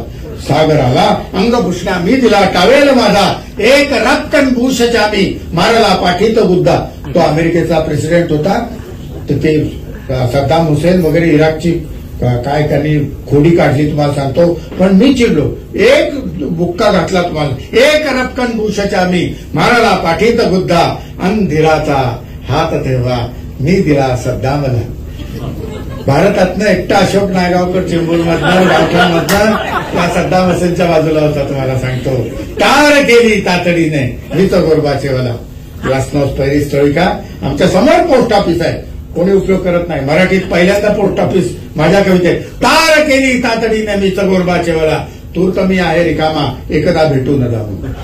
तूर्त मी आहे रिकामा एकदा भेटू न जा. आता बघा अजून सुद्धा पॅलेस्टिनियन आणि इस्रायल प्रश्न चाललाय. मराठी कवितेत मी 30 वर्षापूर्वी हा प्रश्न सोडवलाय. दखल आमची गावची यासेर अराफतला दिली. 3-4 गुंठे जमीन होती यासेर अराफतला तेव्हा देऊन टाकली आम्ही. दखल आमची गावची यासेर अराफतला दिली. आणि माऊलीनंतर उदार कोण अशोक नायगावकर. कर्जमाफी मी अखेरी वर्ल्ड बँकेला दिली. कर्जमाफी मी अखेरी वर्ल्ड बँकेला दिली. आणि सर कविता ही ग्लोबल वैश्विक व्हायची असते. आपणही अनेक कवितांचे ते संपादन करता कवी आहात आपण. तर कविता जर वैश्विक व्हायची असेल त्यात बुश आला गोरबाचेवाला सद्दाम हुसेन आला आणखीन काय वैश्विकता पाहिजे तुम्हाला सांगतो. झाली ना म्हणा वैश्विक कविता झाली. पण अशी वैश्विक झाली तरी देशीवादाला आपण विसरता कामा नये. पुन्हा परत आल्यानंतर पंढरीच्या विठ्ठलाचे मीच केले सांत्वन. मी विटेने अंग त्याचे शेकले कित्येकदा. मी विटेने अंग त्याचे शेकले कित्येकदा. पण असं घरात नाही बसून राहायचं. पुन्हा बाहेर पडायचं. लाल किल्ल्यातून मी संदेश राष्ट्राला दिला. 15 ऑगस्टला गेलात ना तर तंगडं मोडतील तुमचं. पण एरवी वर्षभर त्या भिताडावर चढून काय पण संदेश द्या तुम्ही. कोण कुत्र तुम्हाला विचारणार नाही. लाल किल्ल्यातून मी संदेश राष्ट्राला दिला. वेळ पडली लोक हो झोपेतून उठवा मला. झोपेतून उठवा मला. आणि मी युनोचा शेवटी अध्यक्ष झालो एकदा. कवी काय होऊ शकतो. मी युनोचा शेवटी अध्यक्ष झालो एकदा. शांतता राखा म्हणालो याद राखा दम दिला. याद राखा दम दिला. पण शेवटी मात्र सत्य सांगायचं असतं कवितेमध्ये. मी समंता फॉक्सच्या हातच्या स्थळा नाकारले. तिचे वडील पत्रिका घेऊन आले होते आमच्या. मी समंता फॉक्सच्या हातच्या स्थळा नाकारले आणि चिपळूणच्या शत्रूशी लग्न केले शेवटी. आणि चिपळूणच्या शत्रूशी लग्न केले. कवितेमध्ये आपली कविता संसारिक कविता आहे. त्याच्यामध्ये बायको बऱ्याचदा येते प्रेयसी येत नाही. वाईपासून 5 गणी महाबळेश्वर एवढं जवळ असून असं का म्हणजे असं काही त्या कविता होत्या पण त्या तशा घेतल्या गेल्या नाहीत. फारशा मला नाहीच बरं का. त्या कधी नाही अशा. पण एखादी कविता कशी रोमॅन्टिक मूडची कधी आता जरा चालेल का. ढगांच्या अशा गच्च गर्दीत ओल्या खुळी वेधशाळा खुडावे मला. कधीचा तुझ्या आत दडलाय मान्सून उतल निघ हा बांध फोडू आता. तहान्या मृगाच्या नशिबात आर्द्रा इथे अन तिथे ओल सर्वत्र ही तुला पाहुनी वीज चमकून जाते, तुला पाहुनी वीज चमकून जाते, फुटे हास्य गाली नभाजा आता, पुराची भीती वाटते ना नदीला, तिला पात्र मस्ती करू दे जरा, तिला पात्र मस्ती करू दे जरा, हवेने इथे माड बेभान झाला, झुले झावळ्यातून झपता रहा, नका रे नका अडवू हा प्रवाहो, करा मोकळी सर्व धरणे आता, मळीला मनातून हे गोड वाटे, मळीला मनातून हे गोड वाटे, फुटे साय गाळावरी कोवळ्या, जरा सळसळू द्यात पिंपळ वडांना, करू द्यात अंघोळ उघड्यावरी, शिरू दे जरा शिरू दे जरा जन्मरंध्रात्र पाणी, आली ईश्वरी ओल ही अंगणी, कधी एकदाचे विजेने भिजावे असे आज वाटे, पुन्हा एकदा तुझ्या कुंभ राशी तला मीन होऊन, तुझ्या कुंभ राशी तला मीन होऊन, पाण्यात प्यावे तुला एकदा, तुला पाहणे पोहणे होत जावे, तुला पाहणे पोहणे होत जावे, उरातून वर्षाव होतो आता, आता थुई थुई नाचतो मोर माझा, पिसे लागलेला पिसारा जसा, पिसे लागलेला पिरासा पिसा. आपल्या अनेक कवितांमधून स्त्रियांच्या व्यथांचं अत्यंत प्रभावी चित्रण आहे. बघा की पारोश आणि नदी मनालीमध्ये उल्लेख झाला की खडी पडते बहिणाबाई ओवीला बघ रक्त चिकट, तो स्त्रीचे भोग आजही संपलेले नाहीत. या अनेक कवितांमध्ये हा आशय आपल्या येतो. तर आपल्या कवितेतलं स्त्री चित्रण जे आहे, म्हणजे एका कवितेमध्ये आपण म्हटले की अत्याचार घडला की लोक एकत्र येतात, अत्याचार घडल्यानंतर त्या निमित्ताने का होईना लोक एकत्र येतात. स्त्रियांच्या अनेक कवितांमध्ये आजही स्त्रीचे जे भोग संपलेले नाहीत, ही स्त्रीबद्दलची तुमच्या स्त्री चित्रण जे आहे तुमच्या कवितेत. माय कविता सादर करू काय ते. माय तूच असतेस घर, स्थापत्याचं नेसू बदलतेस काळाच्या पठरीवर, चिकण मातीनं लिंपलेल्या धाब्याच्या घराशी, पाट्यावर मीठ मिरची वाटत कधी जोत्यावर घट्ट उभी असतेस, चांदईसारखी कवदारू श्वास घेत, अथवा पावसाळ्यात पत्र्याच्या ताडताड वाजणाऱ्या घरात पाखडतेस पोरकिड्यांना रात हातांनी, तू कुठेही सामावतेस. रोहाऊस मध्ये गुंठ्यावर मोकळी ढाकली आकाश न्याळत कृतज्ञतेची सावली होऊन तू असतेस अग्निहोत्री, भाकरीचा न संपणारा वसा घेत, तव्यासारखी डाळ विचवत तुझ्या हातानं असते हजार भाकरींची ऊब. माय आम्ही तुझ्या पोटी एकदाच येतो, आम्ही तुझ्या पोटी एकदाच येतो, आणि तू तर आमच्या पोटात रोजच शिरतेस भाकरी होऊन, तू तर आमच्या पोटात रोजच शिरतेस भाकरी होऊन. तुझी कळण्याची भाकरी पातळ खुसखुशीत, खानदेशकडे ते कळणा म्हणून ज्वारी उडीद वगैरे असतो, तुझी कळण्याची भाकरी पातळ खुसखुशीत, तुझ्या भाकरीचे कळणे किती कठीण, तुझ्या भाकरीचे कळणे किती कठीण, तू स्निग्ध तेलासारखी पसरतेस भाकरीवर, आम्ही कृष्ण पक्षी तुझ्या भाकरीचा चंद्र गिळतो तिथे होऊन. माय खरंच तुझे तिखट गोड लागते, तू कान धरावास रागे भरावेस, धपाटा घालावा पाठीत आणि धुसमुसावे तुझ्या पदरात, गालावरून तू बोटे मोडावीस निघताना, आणि आयुष्याच्या फडक्यात तुझी भाकर चघळत बसावं, आयुष्याच्या फडक्यात तुझी भाकर चघळत बसावं. सरांचा जन्म 1947 सालचा आहे, म्हणजे भारत स्वतंत्र झाल्यानंतरचा जन्म आहे 29 डिसेंबरला, आणि संपूर्ण भारताचा देशाचा प्रवास, त्यामुळे सरांचा हा कवितेचा प्रवासही सुरू आहे. तर हा सगळा सर आपल्या कवितेमध्ये आपण म्हणतो की दिवे खूप आहेत, अंधार कधी होईल सांगता येत नाही, असं आपल्याला का वाटतं. म्हणजे आपल्या याच्यामध्ये एक ज्योत आणि याची कविता आहे बघा, त्याच्यामध्ये आम्ही इथले प्राचीन रहिवासी आहोत. ज्योतीने एकदा अंधाराचे आणि वाऱ्याचे भांडण लावून दिले. उत्तर रात्री थरथरताना ती म्हणाली, अरे धक्का कोण मारतय. स्तब्ध अंधार म्हणाला, धक्का मी नाही मारला, तंद्रीतच तुला पेंग घेत होती म्हणून फक्त जरासे हलवून जागे केले, म्हणून फक्त जरासे हलवून जागे केले. आणि हे पहा, आम्ही इथले प्राचीन रहिवासी आहोत. पूर्वसुरींशी बोलताना जरा अद्भीने बोलावे, आम्ही इथले प्राचीन रहिवासी आहोत. तू काय आज आहेस, तुम्ही काय आज आहात, उद्या नसाल हे कदाचित, उद्या नसाल हे कदाचित. आपण मुंबईला जेव्हा आला तर आपल्या कवितेमध्ये सगळी तत्कालीन नारायण सुर्वेंचा मगाशी आपण उल्लेख केला, कामगार चळवळ त्यावेळी जोरामध्ये होती, दलित चळवळ होती. आज सगळ्या ह्या चळवळी हे सगळं जे आहे हे थोडं आपल्याला असं वाटत नाहीये का कुठेतरी हे आपण एक सामाजिक भान राहिलेलं नाही आपल्याला. ही संवेदना, साहित्याची धार गोथड झालेली आहे, ही संवेदना सगळी नष्ट झाल्यासारखी वाटते. माणसं ही खूप अधिकाधिक कशी आकसलेली, आणि स्वतःपुरती अशी झाली आहे की काय 1 BHK 2 BHK मी इथे फ्लॅट घेतला, आम्ही सेकंड होम घेतलं, अमुक घेतलं, आम्ही या वेळेला सिंगापूर बँकॉकला जाणार किंवा दुबईला जाणार, दुबई जरा जास्त आहे म्हणून यंदा बँकॉकला जाणार वगैरे. हा हे सगळं अवतीभोवती सगळीकडे हे सगळे संवाद कानावर पडतात. मॉल निघाले, अमुक कुठला ब्रँड आला, कुणी कुठली पॅन्ट घेतली, कुणी कुठलं काय घेतलं. आता ते परवा कुठलं तरी मोठं नाचाचा कार्यक्रम झाला, 10 किलोमीटरची रांग तिकडं त्या DY पाटील त्या स्टेडियमच्या तिथे लागली होती. त्याची 50-50 हजाराची तिकीट होती. हा सगळा असा उपभोग म्हणजे वाद सगळा उफाळून आलाय ना, त्या ह्याच्यात हा जो सामाजिक जाणीव नावाची गोष्ट आहे ना, ती कुठंतरी लोप पाललेली आहे की काय असं मला वाटतं. आणि आमच्या काळात आम्ही सगळेच गरीब होतो, सगळ्यांच्याच खाकी पॅन्ट होत्या, सगळ्यांच्याच अशा शाळेत गणवेशवाले अमुक तमुक सगळ्यांच्या डब्यात काहीतरी साधं काहीतरी घेऊन येतो. आज बघा काय त्यांना ते पैसे भरणं मिळतात, मग ते काय काय विकत घेतात, 100 रुपये पुरतील का असं विचारतात आया मुलांना शाळेत पाठवताना. हे मी बघितलंय. आमच्याकडे मी वाईला कॉलेजला असताना 10 पैसे आमच्या एका ट्युटोरियल शीटचे नसायचे. इतकी गरिबी होती खरंच तुम्हाला सांगतो. म्हणजे आमची कवितेची ताकद काय आहे की गरिबीतनं आम्ही वर आलो, ही आमची ताकद तुम्हाला सांगतो. आता या संवेदना बोथट म्हणजे आई वडिलांच्या जीवावर एवढं मुलांचं कौतुक होत आहे.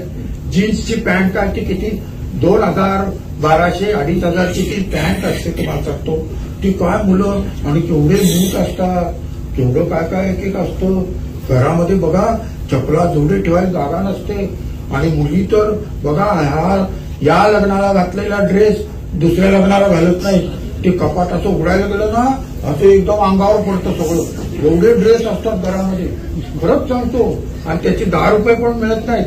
ते मागणारे येतात ना 10 रुपये 15 रुपये पण नाही मिळत. आणि तो तिनं आम्ही आमच्या मोठ्या भावांच्या कपडे अल्टर करून घातलेत. हे सुहास बापट आलोचना मासिकेचे संपादक होते, आपल्याला माहित असेल, वसंत अवतर वगैरे. त्याच्या पॅन्ट अल्टर करून मी घातले मुंबईत आलो तेव्हा. आज कुणी असं आपल्या घरातली आपली भावंड आपले जुने कपडे वापरत नाही. इतकी ऐहिक प्रगती जी टोकाची झाली आहे ना, त्यात संवेदना कुठेतरी नष्ट झाली आहे. बोट धरणं जे म्हणतात ना, कोणतरी भले त्याला शिळी पोळी वगैरे घातली असेल, पण तो कोणतरी गावचा एखादा मुलगा तो तिथं शिकायला असायचा. मग ते बेडेकर असो, सदन असो, चाळ असो, कोणीतरी तो जिन्याखाली असा कोणीतरी एक माणूस शाळा शिकून काहीतरी तो कुठंतरी असा घरातली कामं फरशी पुसणं वगैरे हे करून अशा मुलांनी शिक्षण केलं. हो आज तुमच्या भावाचा मुलगा तुमच्या घरामध्ये तुम्ही नाही ठेवणार, त्यानं काही लफडं केलं तर कोण त्याला बघणार म्हणून. घरात त्याच्या ज्या जेवणाच्या 6 चपात्या 6 पोळ्या कोण लागणार. म्हणजे नवरा जर सांगून गेला की मी आता चाललोय कार्यक्रमाला आणि तिथेच बहुतेक जेवू देईन मी असं सांगून जातो तो. आणि दुर्दैवानं तिथे जर जेवणाची व्यवस्था नसेल आणि त्यानं घरी येऊन जर बायकोला सांगितलं की मी गेलो तो पण तिथं काहीच नव्हतं, त्यामुळे आज प्रॉब्लेम झाला, मी काही जेवून आलो नाही, बायकोचा चेहरा कसा पडतो बघा तुम्हाला सांगतो. हे आजचं वास्तव आहे. हे वास्तव आहे. हे समाज व्यवस्था अशी झालेली आहे. त्या ह्याच्यात या सगळ्या संवेदना बोथट झालेल्या. हतबलता पण आपल्या कवितेतून व्यक्त होतो की मी लढलो नाही. गावावर दिसती ओघळ हे रक्ताचे, ही भारतीय ज्ञानपीठच्या संकलनात रमेश तेंडुलकरांनी घेतलेली कविता तुम्हाला सांगतो.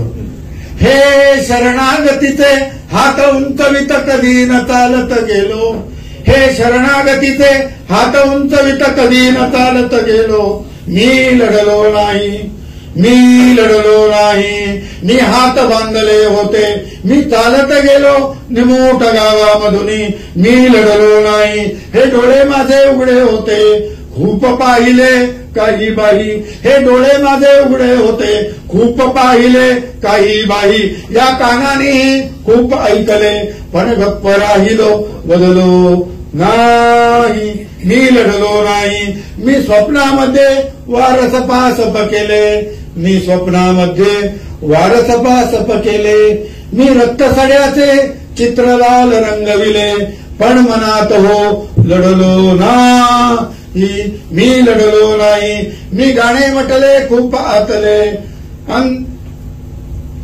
निरर्थकाचा तळ शोधित मी बसलो, मी गाणे म्हटले खूप आतले आणि निरर्थकाचा तळ शोधित मी बसलो, मी काळोखाची भिंत सारवित गेलो, मी अज्ञानाचे दिवे पेटवित गेलो, लढलो नाही, मी लढलो नाही, हा शरणपूरचा रस्ता निघतो कुठून कसाही, आणि शरणदास मी परिस्थितीची गोड भाकरी चावत बसलो, लढलो नाही, गावावर दिसती ओघळे हे रक्ताचे, मी दार लोटले आतून आयुष्याचे, मी परिस्थितीच्या मी तळहातांना जपले, सुकुमार पावले जपली, मी परिस्थितीच्या बेंबीमध्ये बोट घातले नाही, मी लढलो नाही. म्हणून आता थोडासा आवाज नाही, थोडंसं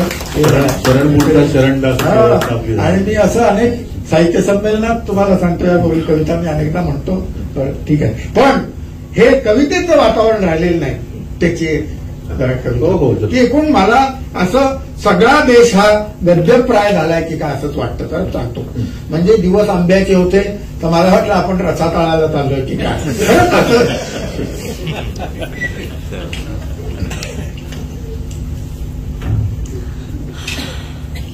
तर सध्याच्या गद्यप्राय परिस्थितीत आपल्याच हातून काही चुकलंय की काय, आणि पेपरात देखील फारच छापून येतोय, मग आपल्या दृष्टीत काही दोष आहे की काय. म्हणून मी प्रथम आय स्पेशालिस्टाकडे गेलो, तर तिथं त्याची दृष्ट काढत होती. आय स्पेशालिस्टाकडे गेलो तर तिथं त्याची दृष्ट काढत होती आहे की काय. म्हणून मग तुम्हाला बहुतेक मागचा नंबर दिसतोय, त्यांनी मला, मी आय स्पेशालिस्टाकडे गेलो, त्यांनी मला मागचं दिसतं का विचारलं, तर मी नाही म्हणालो, तर तुम्हाला बहुतेक मागचा नंबर दिसतोय. मग खांद्यावर ताबडतोब मिरर बसवून घ्यायला लावला. तिथून मी बऱ्याच जणांना भेटलो, कानोसा घेतला. मी शाळा कॉलेज चालवणाऱ्यांना गर्दीतून वाट काढत भेटलो. तर कोचिंग क्लासेसना जागा पुरी पडते आणि आमच्यावर खूप ताण पडतो. त्यामुळे आई वडील दोघेही नोकरीला गेल्यावर मुलं सांभाळण्याचा प्रश्न असतो. मग ती कुठे ठेवायची, मग ती आमच्या माथी मारतात, शाळेतल्या शिक्षकांच्या माथी मारतात, आणि सतत मुलांमध्ये वावरल्याने शिक्षकही बालबुद्धीचे राहतात. सतत मुलांमध्ये वावरल्याने शिक्षकही बालबुद्धीचे. बघा, आपल्याकडे प्रगतीच होताना दिसत नाही. आमच्या इथे 74 साली एक डॉक्टर राहिले, चाइल्ड स्पेशालिस्ट. आज 50 वर्षानंतर सुद्धा त्यांच्या पाठीवर चाइल्ड स्पेशालिस्टच राहिले. म्हणजे young specialist, senior citizen specialist, असं काहीतरी प्रगती व्हायला पाहिजे की नाही. तर शिक्षकही बालबुद्धीचे राहतात आणि त्यांना शिकवणारे तरी कुठे मिळता येतो. असं बरंच काही म्हटल्यावर मी त्यांना एवढ्या मोठ्या जागेत तुम्ही सरळ कोचिंग क्लासेस का चालू करत नाही म्हणत आवडतं घेतलं. पुढे मी वाचनाची आवड कमी झाल्यामुळे समाज बिघडत चाललाय असा समज झालेल्या ग्रंथप्रसारकांबरोबर चर्चेला बसलो. तर टीव्हीमुळे आता शिकलेले लोक पुन्हा निरक्षर होऊ लागले. लोकांना ऐकू येतं, बघता येतं, लिहिता वाचता येत नाही. बघा, तुम्ही कुरिअरवाला आला, कोणी सही करायला उठत नाही. तुम्ही पेन मागा, तिघांकडे पेन नसतं तुम्हाला, दोघांकडे मिळालं त्यात रिफिल नव्हती तुम्हाला. आता कसं आपल्याला वाचता येतं म्हणजे काय, उगत आपल्याला पूर्वी कसं ज्योतिबांनी सावित्रीबाईंनी शाळा काढल्या म्हणून आपण वाचू शकतो.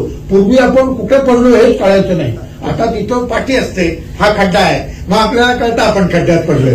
साक्षरतेमुळे आपल्याला कळायला लागलं आपण खड्ड्यात पडलो होते, काळजी वाटल्यासारखं झालं. मग थोडंसं हसायला येऊन त्यावर तिथून मी अफाट बचत करणाऱ्या माजी मंत्र्यांचं अभिनंदन करायला गेलो. तर त्यांनी आपल्याला सुरुवातीपासूनच 100, 200, 500 इत्यादी रुपयांची नोटबुके जमवण्याचा छंद जडत केला.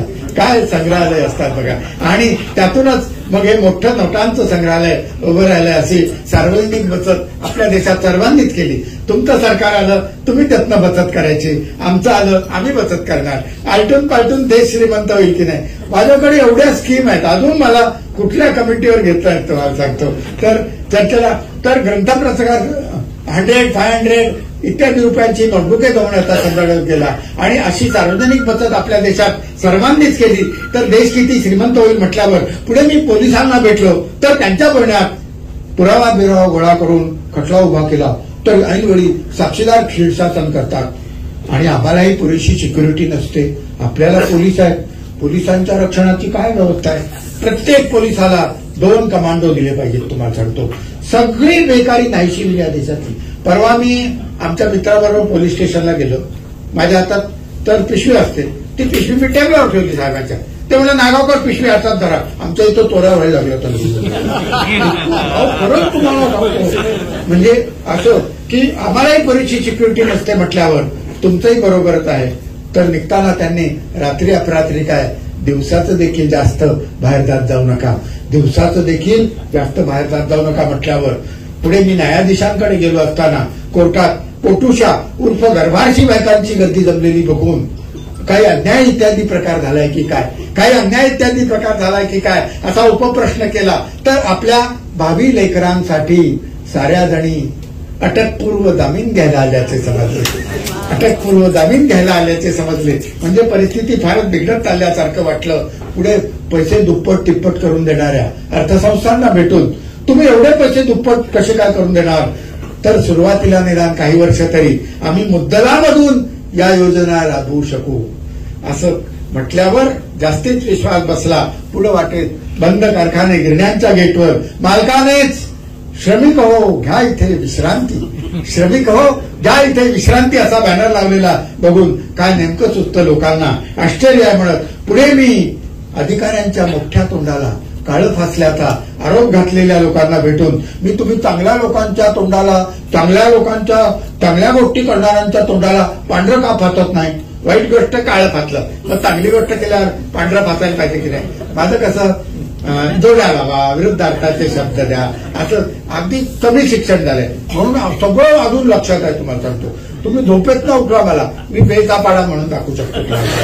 पांढरकाम असा सवाल केला तर त्यांच्या बोलण्यात पत्रकार आमच्या नावानं बोंब मारायला लागले म्हणून मी पत्रकारांना शोधायला निघालो. तर त्यातल्या बऱ्याच जणांनी आम्ही पत्रकार नसून आम्ही फक्त जाहिरात एजंट असल्याचं सांगितलं. जाहिरात एजंट असल्याचं सांगितल्यावर पुढे मी बिल्डरला भेटून ही ओनरशिप जेलची आयडिया कशी काय सुचली, स्वतःच्या मालकीचं. गोवा तर खूप मागासलेलं आहे तुम्हाला सांगतो, इथं नाही असलं काय येणार नाही. तो मुंबई कुठेच्या कुठे तुम्ही तुलना करू तर स्वतःच्या मालकीचा जेल तुम्हाला सांगतो काय स्कीम आल्यात. पुढे मी ही ओनरशिप जेलची आयडिया कशी काय सुचली विचारलं आणि दिवसेंदिवस लोकांना घरात एकटं राहणं मुश्किल होत जाणार हे ध्यानात आलं आणि फुल बुकिंग ताबडतोब झाल्याचं ऐकून स्पेशल सुविधा काय देणार तर मिनरल वॉटरचा स्विमिंग पूल आणि बिल्डरनं मी स्वतः तिथं राहणार आहे म्हटल्यावर लोकांचा अधिकच विश्वास बसला. काळाची वेळीच गरज ओळखल्याबद्दल मी त्यांना दंडवत सांगितले. अखेरीस जेव्हा सगळं कोसळताना दिसतं तेव्हा आपण कवीकडे विश्वासानं बघतो. अटल बिहारी काय, व्ही.पी. सिंग काय किंवा सगळेच ही साहित्यिक म्हणजे अब्दुल कलाम सुद्धा काय साहित्यिकच होते ना शेवटी. कवी आज सुद्धा बघा तुम्ही या फोंडा विभागामध्ये एका कवीला बोलवत, कवीच काहीतरी आपल्याला रस्ता दाखवू शकतो, कवी किंवा ट्रॅफिक पोलीस बरोबर. म्हणजे अखेरीस मी कवीला गाठून परिस्थितीवर काय कर. परवा एकदा असो की पुढचा जो पंतप्रधान आहे तो मराठी कवी होणार असं आलो तर ते काय मला अभिनंदनाचं मग माझे कार्यक्रम बंद पडले असते ना तुम्हाला.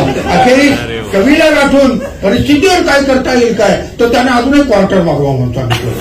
तर त्याने अजून एक क्वार्टर मागवा म्हणून सांगितल्यावर त्यात काय ही आहे की माझ्याकडची मग पतियाळा पेक घेऊन लगेच नॉर्मल झाल्यावर. इथं काही अशिक्षित महिला असतील तर त्यांना हे कदाचित कळणार नाही. तर पतियाळा पेक घेऊन लगेच नॉर्मल झाल्यावर कविताही जोवर स्फोटक कायद्याखाली येत नाही तर काही घटना अशक्य आहे असं म्हटल्यावर कमाल आहे. इतक्या तरुण वयात तुम्ही क्रांतिकारी विचार टिकून धरलेत याचा आधार वाटला. शेवटाला देशाला आग तर लागली नाही ना वाटल्यावरून मी तडक रिक्षा करून फायर ब्रिगेडच्या ऑफिसात गेलो. तर तिथं त्यांनी इथं बिलकुल घाई करत जाऊ नका म्हणून सांगितलं आणि अजून आधीच्याच लोकांच्या आगी पेंडिंग असल्याचं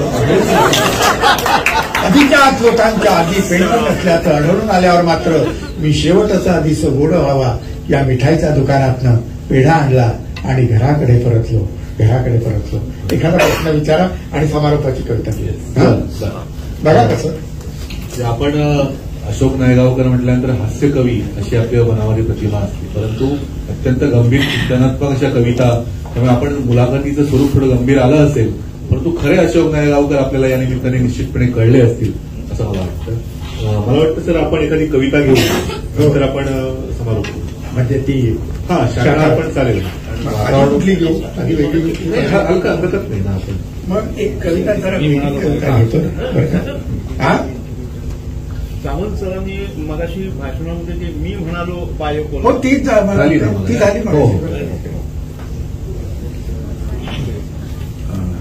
कविता नाही कविता ही किती सोपी गोष्ट आहे. हे लोक उगाच अवघड करून सोडतात. तुम्ही पुस्तकं संपादन करताना मग तुमची वाचतो आम्ही की आपल्या बापजन्मी असं लिहिता येणार असं वाटतं की नाही सगळ्यांना.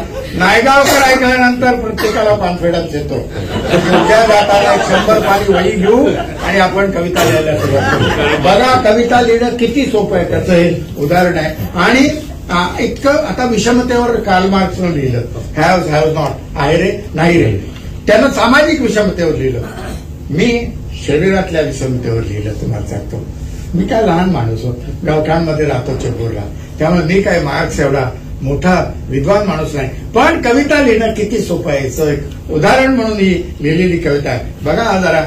उजव्याने एक एक घास हळूच तोंडात टाकायचा डाव्याने मात्र बघत बसायचं. उजव्याने एक एक घास हळूच तोंडात टाकायचा डाव्याने मात्र बघत बसायचं. पानातलं संपत आलं म्हणताना डावा हजरच पातेल्यात डाव बुडून वाढायला. पातेल्यात डाव बुडून वाढायला. हा देखील उजव्याचाच डाव. हा देखील उजव्याचाच डाव वाढून झालं की डावा आपला रिता कोरड्याने झाकणीवर पहारा देत तरीही डावा अभिमानाने फुलायचा. निदान पाण्याचं भांड भरण्याचा मान तरी आपला. पाण्याचं भांड भरण्याचा मान तरी आपला. पण बिचाऱ्याच्या लक्षात यायचं नाही साधी 4 शीतं भाताची आपल्या हाती लागत नाहीत. साधी 4 शीतं आपल्या हाती लागत नाहीत. उजव्याचे होते न होते तोच हात धुताना डावा हजर पाण्याच्या तांब्यावरून. म्हणजे चुळाई यांनीच भरायचा फळफळून आणि लागलीच हातावर बडीशेप द्यायला चमचा भरून डावा तयारीत. आणि उजवा पोटावर हात फिरवी ढेकर देणार. वाढदिवसाला पार्टीला गेलं तरी बुके मात्र डाव्याकडे. आणि उजवा एटीएस उंचावून हॅलो हाय शेकहँड करणार. हॅलो हाय शेकहँड करणार. जन्मभर रोजाचे धनी म्हणत तडफडायचा. म्हणत बुके मात्र डाव्याकडे ओझे म्हणत डावा तडफडायचा. आपण सतत डेबिट साईडला. आणि उजवा मात्र क्रेडिट घेऊन जाणार. उजवा मात्र क्रेडिट घेऊन जाणार. रस्त्यावर भले दिमागात पाठी लावतात डाव्या बाजूने चाला. आणि नंतर मात्र वाममार्गाने गेला म्हणत राहतात. नंतर मात्र वाममार्गाने गेला म्हणत राहतात. कितीही करा आपण निषिद्धच रक्त उसळून यायचं. काय हा तिथे तिथे अपमान. देवळातला पुजारी तो देखील आता उजवी घाला म्हणतो. देवळातला पुजारी तो देखील आता उजवी घाला म्हणतो. रस्त्यावरचा ज्योतिषी डावा झिडकारून उजवा पुढे करा म्हणतो. उजवा पुढे करा म्हणतो. वाटायचं पेटवून उठावं एकदा. निदान हृदय तर आहे ना आपल्या बाजूला. हृदय तर आहे ना आपल्या बाजूला. एक ना एक दिवस अडवून धरूया यांच्या शुद्ध रक्ताला. एक ना एक दिवस अडवून धरूया यांच्या शुद्ध रक्ताला. पण त्याला धास्ती वाटायची. करायला जायचो एक आणि व्हायचं भलतच. न जाणो आपलीच बाजू लुळी पडायची. आपलीच बाजू लुळी पडायची. नको रे बाबा निमित्त व्हायचं संपाचं आणि अखेर व्हायची टाळेबंदीत. 2.25 लाख गिरणी कामगार भांडीकुंडी विकून गावी निघून गेले डाव्याचा. तर हे असं डाव्याच्या मनात कुणीतरी भरून दिलंय. काहीतरी बिनसलंय हे कळायला उजव्याला काय वेळ लागतोय. तशी तो उगी उगी करत थोपटत म्हणाला अरे हे असं युगानुयुगे चालत आलंय. तू पाटी हाती धरायचीस आम्ही अक्षरं गिरवायची. तू पुस्तक हाती धरायचंस वाचता वाचता आम्ही पाने उलटत जायचं. तू शटल चेंडू हाती धरायचा आम्ही रॅकेटनं बुडावर घाव घालायचा. हा खेळ असाच चालत राहणार. असाच चालत आलाय. नशीब समज उजवा डाव्याला म्हणाला. निदान नमस्कार करताना टाळ्या वाजवताना आम्ही तुला बरोबर घेतो. टाळ्या वाजवताना कवी साहित्यिक राजकीय भूमिका मांडायला कचरत असतात. नायगावकरांचं वैशिष्ट्य आहे की सरकार कोणाचंही असो परखडपणे आपली भूमिका मांडत असतात. इंदिरा गांधींच्या आणीबाणीवरती त्यांची कविता आहे की तुझ्या जाण्याने जर इतका अंधार पसरणार असेल तर तुझ्या उजेडात काहीतरी गफलत असली पाहिजे. किंवा मागच्या लोकसभा निवडणुकीपूर्वी सर आपण म्हटलं होतं की पाशवी बहुमताचं सरकार येऊ नये देशामध्ये. एवढं परखड भूमिका जी मांडतात त्याचं काय आपलं काय सांगायचं आपलं एक कवी म्हणून हे सगळ्या देशातल्या परिस्थिती नाही बॅलन्स राहायला. विरोधी पक्ष नावाची गोष्ट तो विरोधी पक्षाकडे शहाणपण असलं पाहिजे. आता नाहीतर लगेच तुमचा अर्थसंकल्प आला की मी त्याच्यावर असं म्हणायचं की हे सगळं चुकीचं आहे. सगळं चुकीचं आहे. त्यातलं चांगलं वाईट साधक बाधक असं काहीच राहिलेलं नाही आहे. सगळं एकदम टोकाचीच भूमिका घेऊन असं सगळं चाललेलं आहे ते म्हणून असं. तर ते पटत नाही ना, कुणाचंच पटत नाही. म्हणून टिळा लावून घ्यायला कुणाचंच बरं नाही वाटत तुम्हाला. तर ती कविता समारोपाची आपण समारोपाची कविता घेऊ, कारण आपल्याला उशीर झालेला आहे. आणि शेवटची एखादी चांगली, मला वाटतं शाकाहारच घेतो. मग त्याला आपण कवितेचा समारोप करू. सदाबहार नायगावकर, इथे बॅनरवरती अशोक सदाबहार नायगावकर असं पण लिहिलेलं आहे, चूक झालेली त्याच्यामध्ये. परंतु नायगावकर सर म्हणजे फक्त हास्य कविता नाही, त्याच्यामध्ये गंभीर चिंतन हा त्याचा प्राण आहे त्या कवितेचा. हा संदेश घेऊन आज आपण इथून जाणार आहोत. परंतु जाण्यापूर्वी त्यांची अत्यंत गाजलेली शाकाहार ही घरोघरी पोहोचलेली कविता, आपण त्या कवितेनं या कार्यक्रमाचा समारोप करू. नायगावकर सरांसारखा एक कवितेचा दबदबा असं बाटलीमध्ये भरणं मगाशी मी म्हटलं होतं. माझ्या परीने मी काही प्रश्न विचारण्याचा, त्यांना बोलतं करण्याचा, त्यांचा कविता उलगडण्याचा प्रयत्न केला. तो कितपत यशस्वी झाला अयशस्वी झाले आपण ठरवायचंय. परंतु त्या निमित्ताने एक नायगावकर, त्यांचं एक वेगळं रूप, त्यांच्या कवितेतलं गांभीर्य निश्चितपणे आपल्या सगळ्यांपर्यंत पोहोचलेलं असेल असा विश्वास या ठिकाणी मी बाळगतो. सरांना विनंती करतो की आपल्या कवितेनं त्यांनी या मुलाखतीचा मैफलीचा समारोप करा. हे सगळं पांढऱ्या पॅन्ट, पांढरा टी शर्ट आणि पांढरे साफ घालून सगळे लोक सकाळी जॉगिंगला बाहेर पडतात कॅलरी जाळायला. अरे खायचं कशाला एवढं तुम्हाला? एकदा 50 उलटली, एखादा लाडू कमी खावा ना, तुम्हाला सांगतो. ते सगळे कॅलरी आणि असे एकमेकांना बोट दाखवतात दोन. आपल्याला वाटतं यांना 2 मतं पडली किंवा व्ही फॉर व्हिक्टरी, पण त्याचा अर्थ व्ही फॉर व्हॉलंटरी रिटायरमेंट असा आहे. त्याच्यावरही मी 2 ओळी लिहिल्या होत्या. निवृत्त नोकरांचे बघ काय हाल झाले, निवृत्त नोकरांचे बघ काय हाल झाले, काही पिण्यात गेले, काही पिण्यात गेले, काही पुण्यात गेले, काही पिण्यात गेले, काही पुण्यात गेले. परवा ते म्हणले ते पुण्यात जाऊन पिण्यात गेले म्हणून. पुण्याच्या बुद्धिमत्तेबद्दल काय तुम्हाला सांगतो. मी सगळं जग फिरून आलोय, पण पुण्यासारखे बुद्धिमान मला कुठेही बोलायला नाही. तुम्हाला राग येईल, अपमान वाटेल, पण खरंच मी इतकं म्हणजे आता कार्यक्रमाला 8-9 वाजले आपल्या बालगंधर्वाला, तोपर्यंत दुकान बंद झालं. आणि पुण्याला जाणारा माणूस हा बाकरवडी घेऊन आला नाही तर त्याला परत पाठवतात. इतकं ते बाकरवडीचं हे आहे. तुम्हाला हा जो मुंबई पुणे एक्सप्रेसवे झाला ना सुरुवातीला, तेव्हा तिथं पाटी असायची, बाकरवडी शिल्लक आहे आणि बाकरवडी संपली. बाकरवडी संपली पाटली असेल तर गाड्या उलट्या फिरायच्या, तुम्हाला सांगतो. इतकं त्या बाकरवडीचं एकेकाळी 70-80 साली महत्व होतं. तर मी आमच्या दुकानात गेलो सकाळी उठून, दुकान बंद झालं होतं रात्री.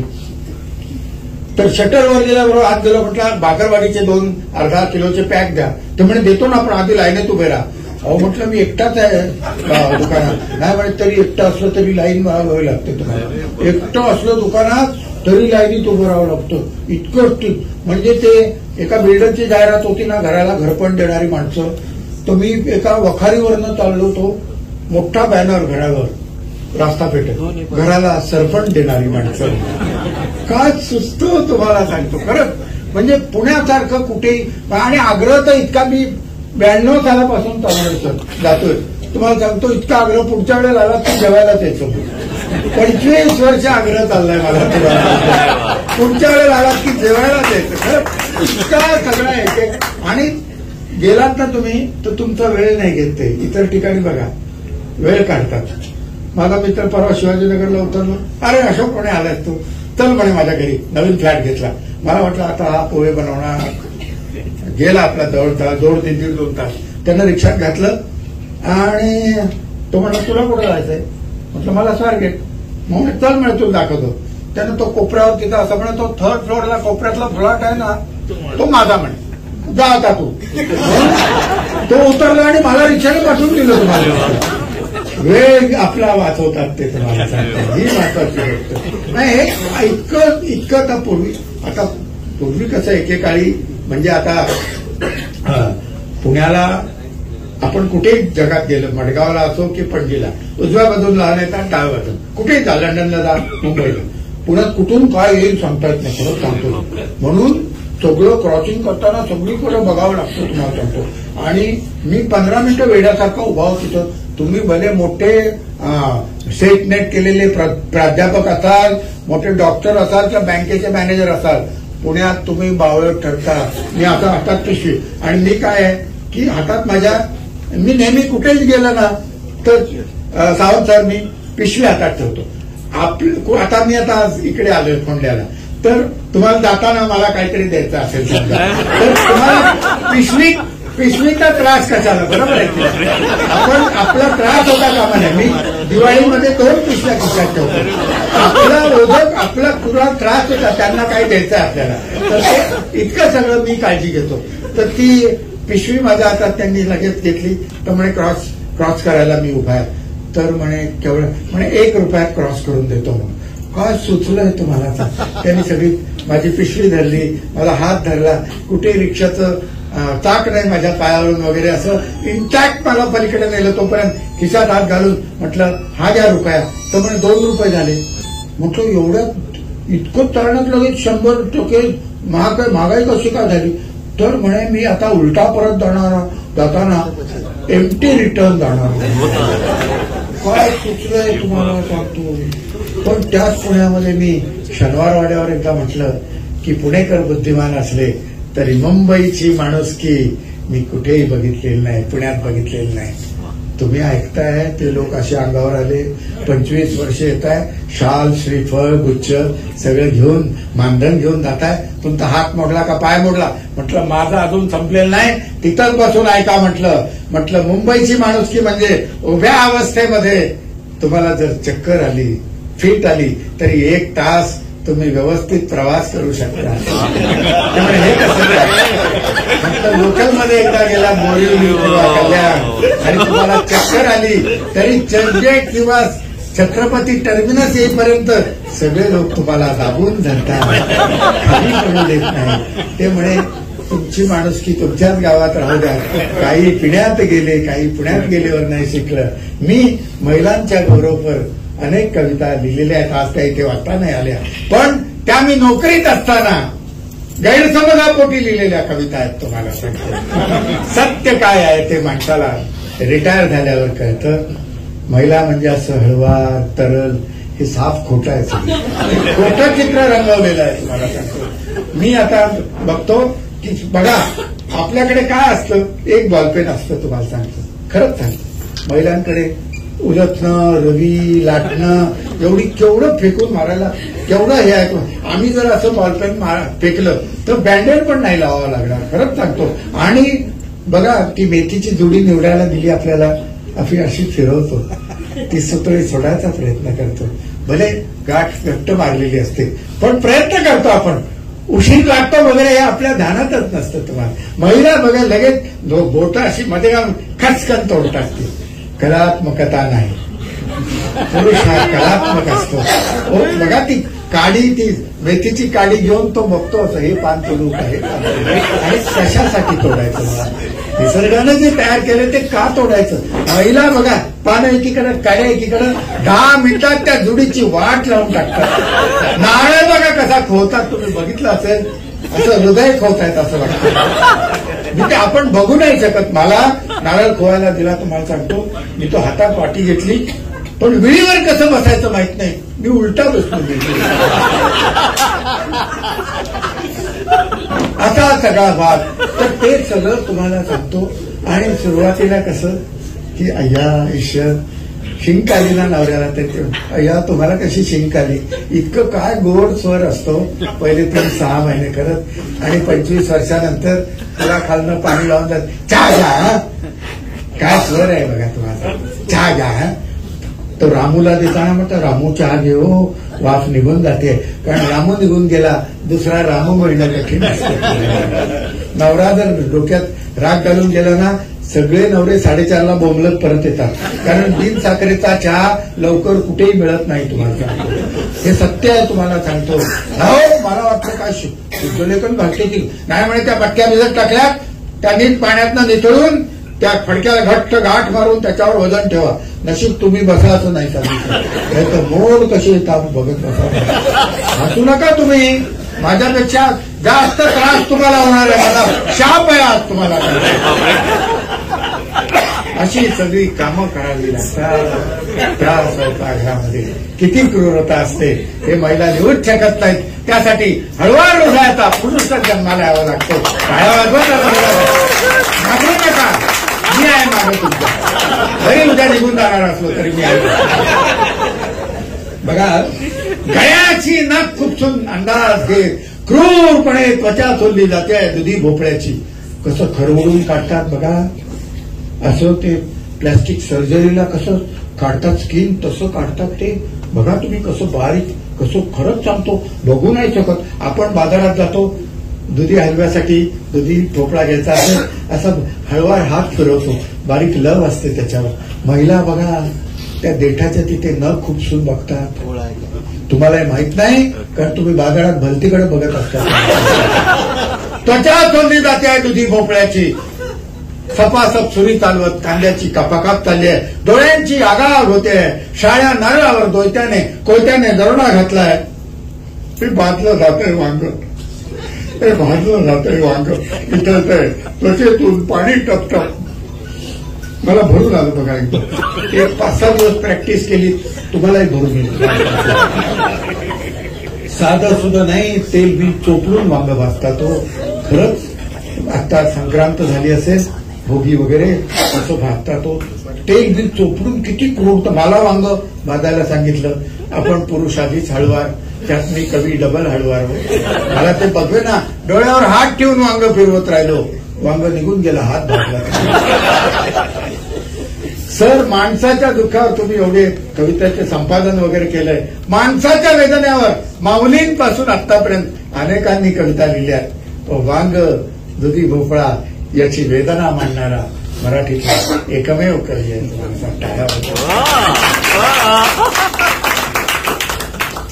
हा अखेरचा हे भाजलं जाते वांग, निथळते त्वचेतून पाणी टपटप, तरतरते मोहरी. हा अखेरचा फडफडाट कढीपत्त्याच्या पंखांचा उकळत्या तेलात. बघा, चिवड्यासाठी ती फोडणी करतात, एवढा बचकाभर कढीपत्ता टाकतात. बघा तो कसा फडफड फडफड फडफड फुलपाखरं तडफडतात तसं वाटतं. आणि ही महिला बघा, त्या दुसऱ्या महिला काय म्हणतात, काय छान तापलाय घाणा म्हणून वगैरे. अरे कसल्या समानतेच्या गोष्टी करता तुम्ही. तिखट टाकलं जात आहे भाजीच्या अंगावर, डोळ्यात धारेवर किसली जात आहे गाजरं. पिळवणूक चालली आहे आंब्याची, सर्व हरा बनली आहे कोय, वरवंट्याखाली चिरडते मीठ मिरची. आणि बत्ता घातला जातोय वेलदोड्याच्या डोक्यात.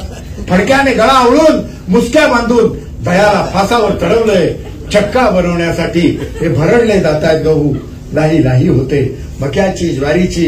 भर बाजारात सुराख उपसला जातोय कलिंगडाच्या पोटात. पोलीस नुसतेच बघतायत संत्र्या, मोसंब्या, केळ्यांची. वस्त्र उतरवली जातायत.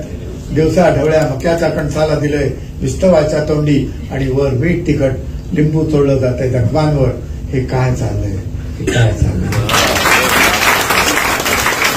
ही कविता ऐकल्यानंतर इथे उपस्थित अनेक महिलांना असं वाटेल की या गोवा मराठी अकादमीच्या आणि आमच्या स्वामीराज प्रकाशनच्या निमित्तानं नायगावकर, तुम्ही आम्हाला आज उजेड दाखवला. हजारो वर्षाच्या अंधकारातून आम्ही वाटचाल करत होतो, क्रूर कृत्य करत होतो. उद्यापासून त्या क्रूर स्वयंपाकघरात आम्ही पाऊल देखील टाकणार नाही.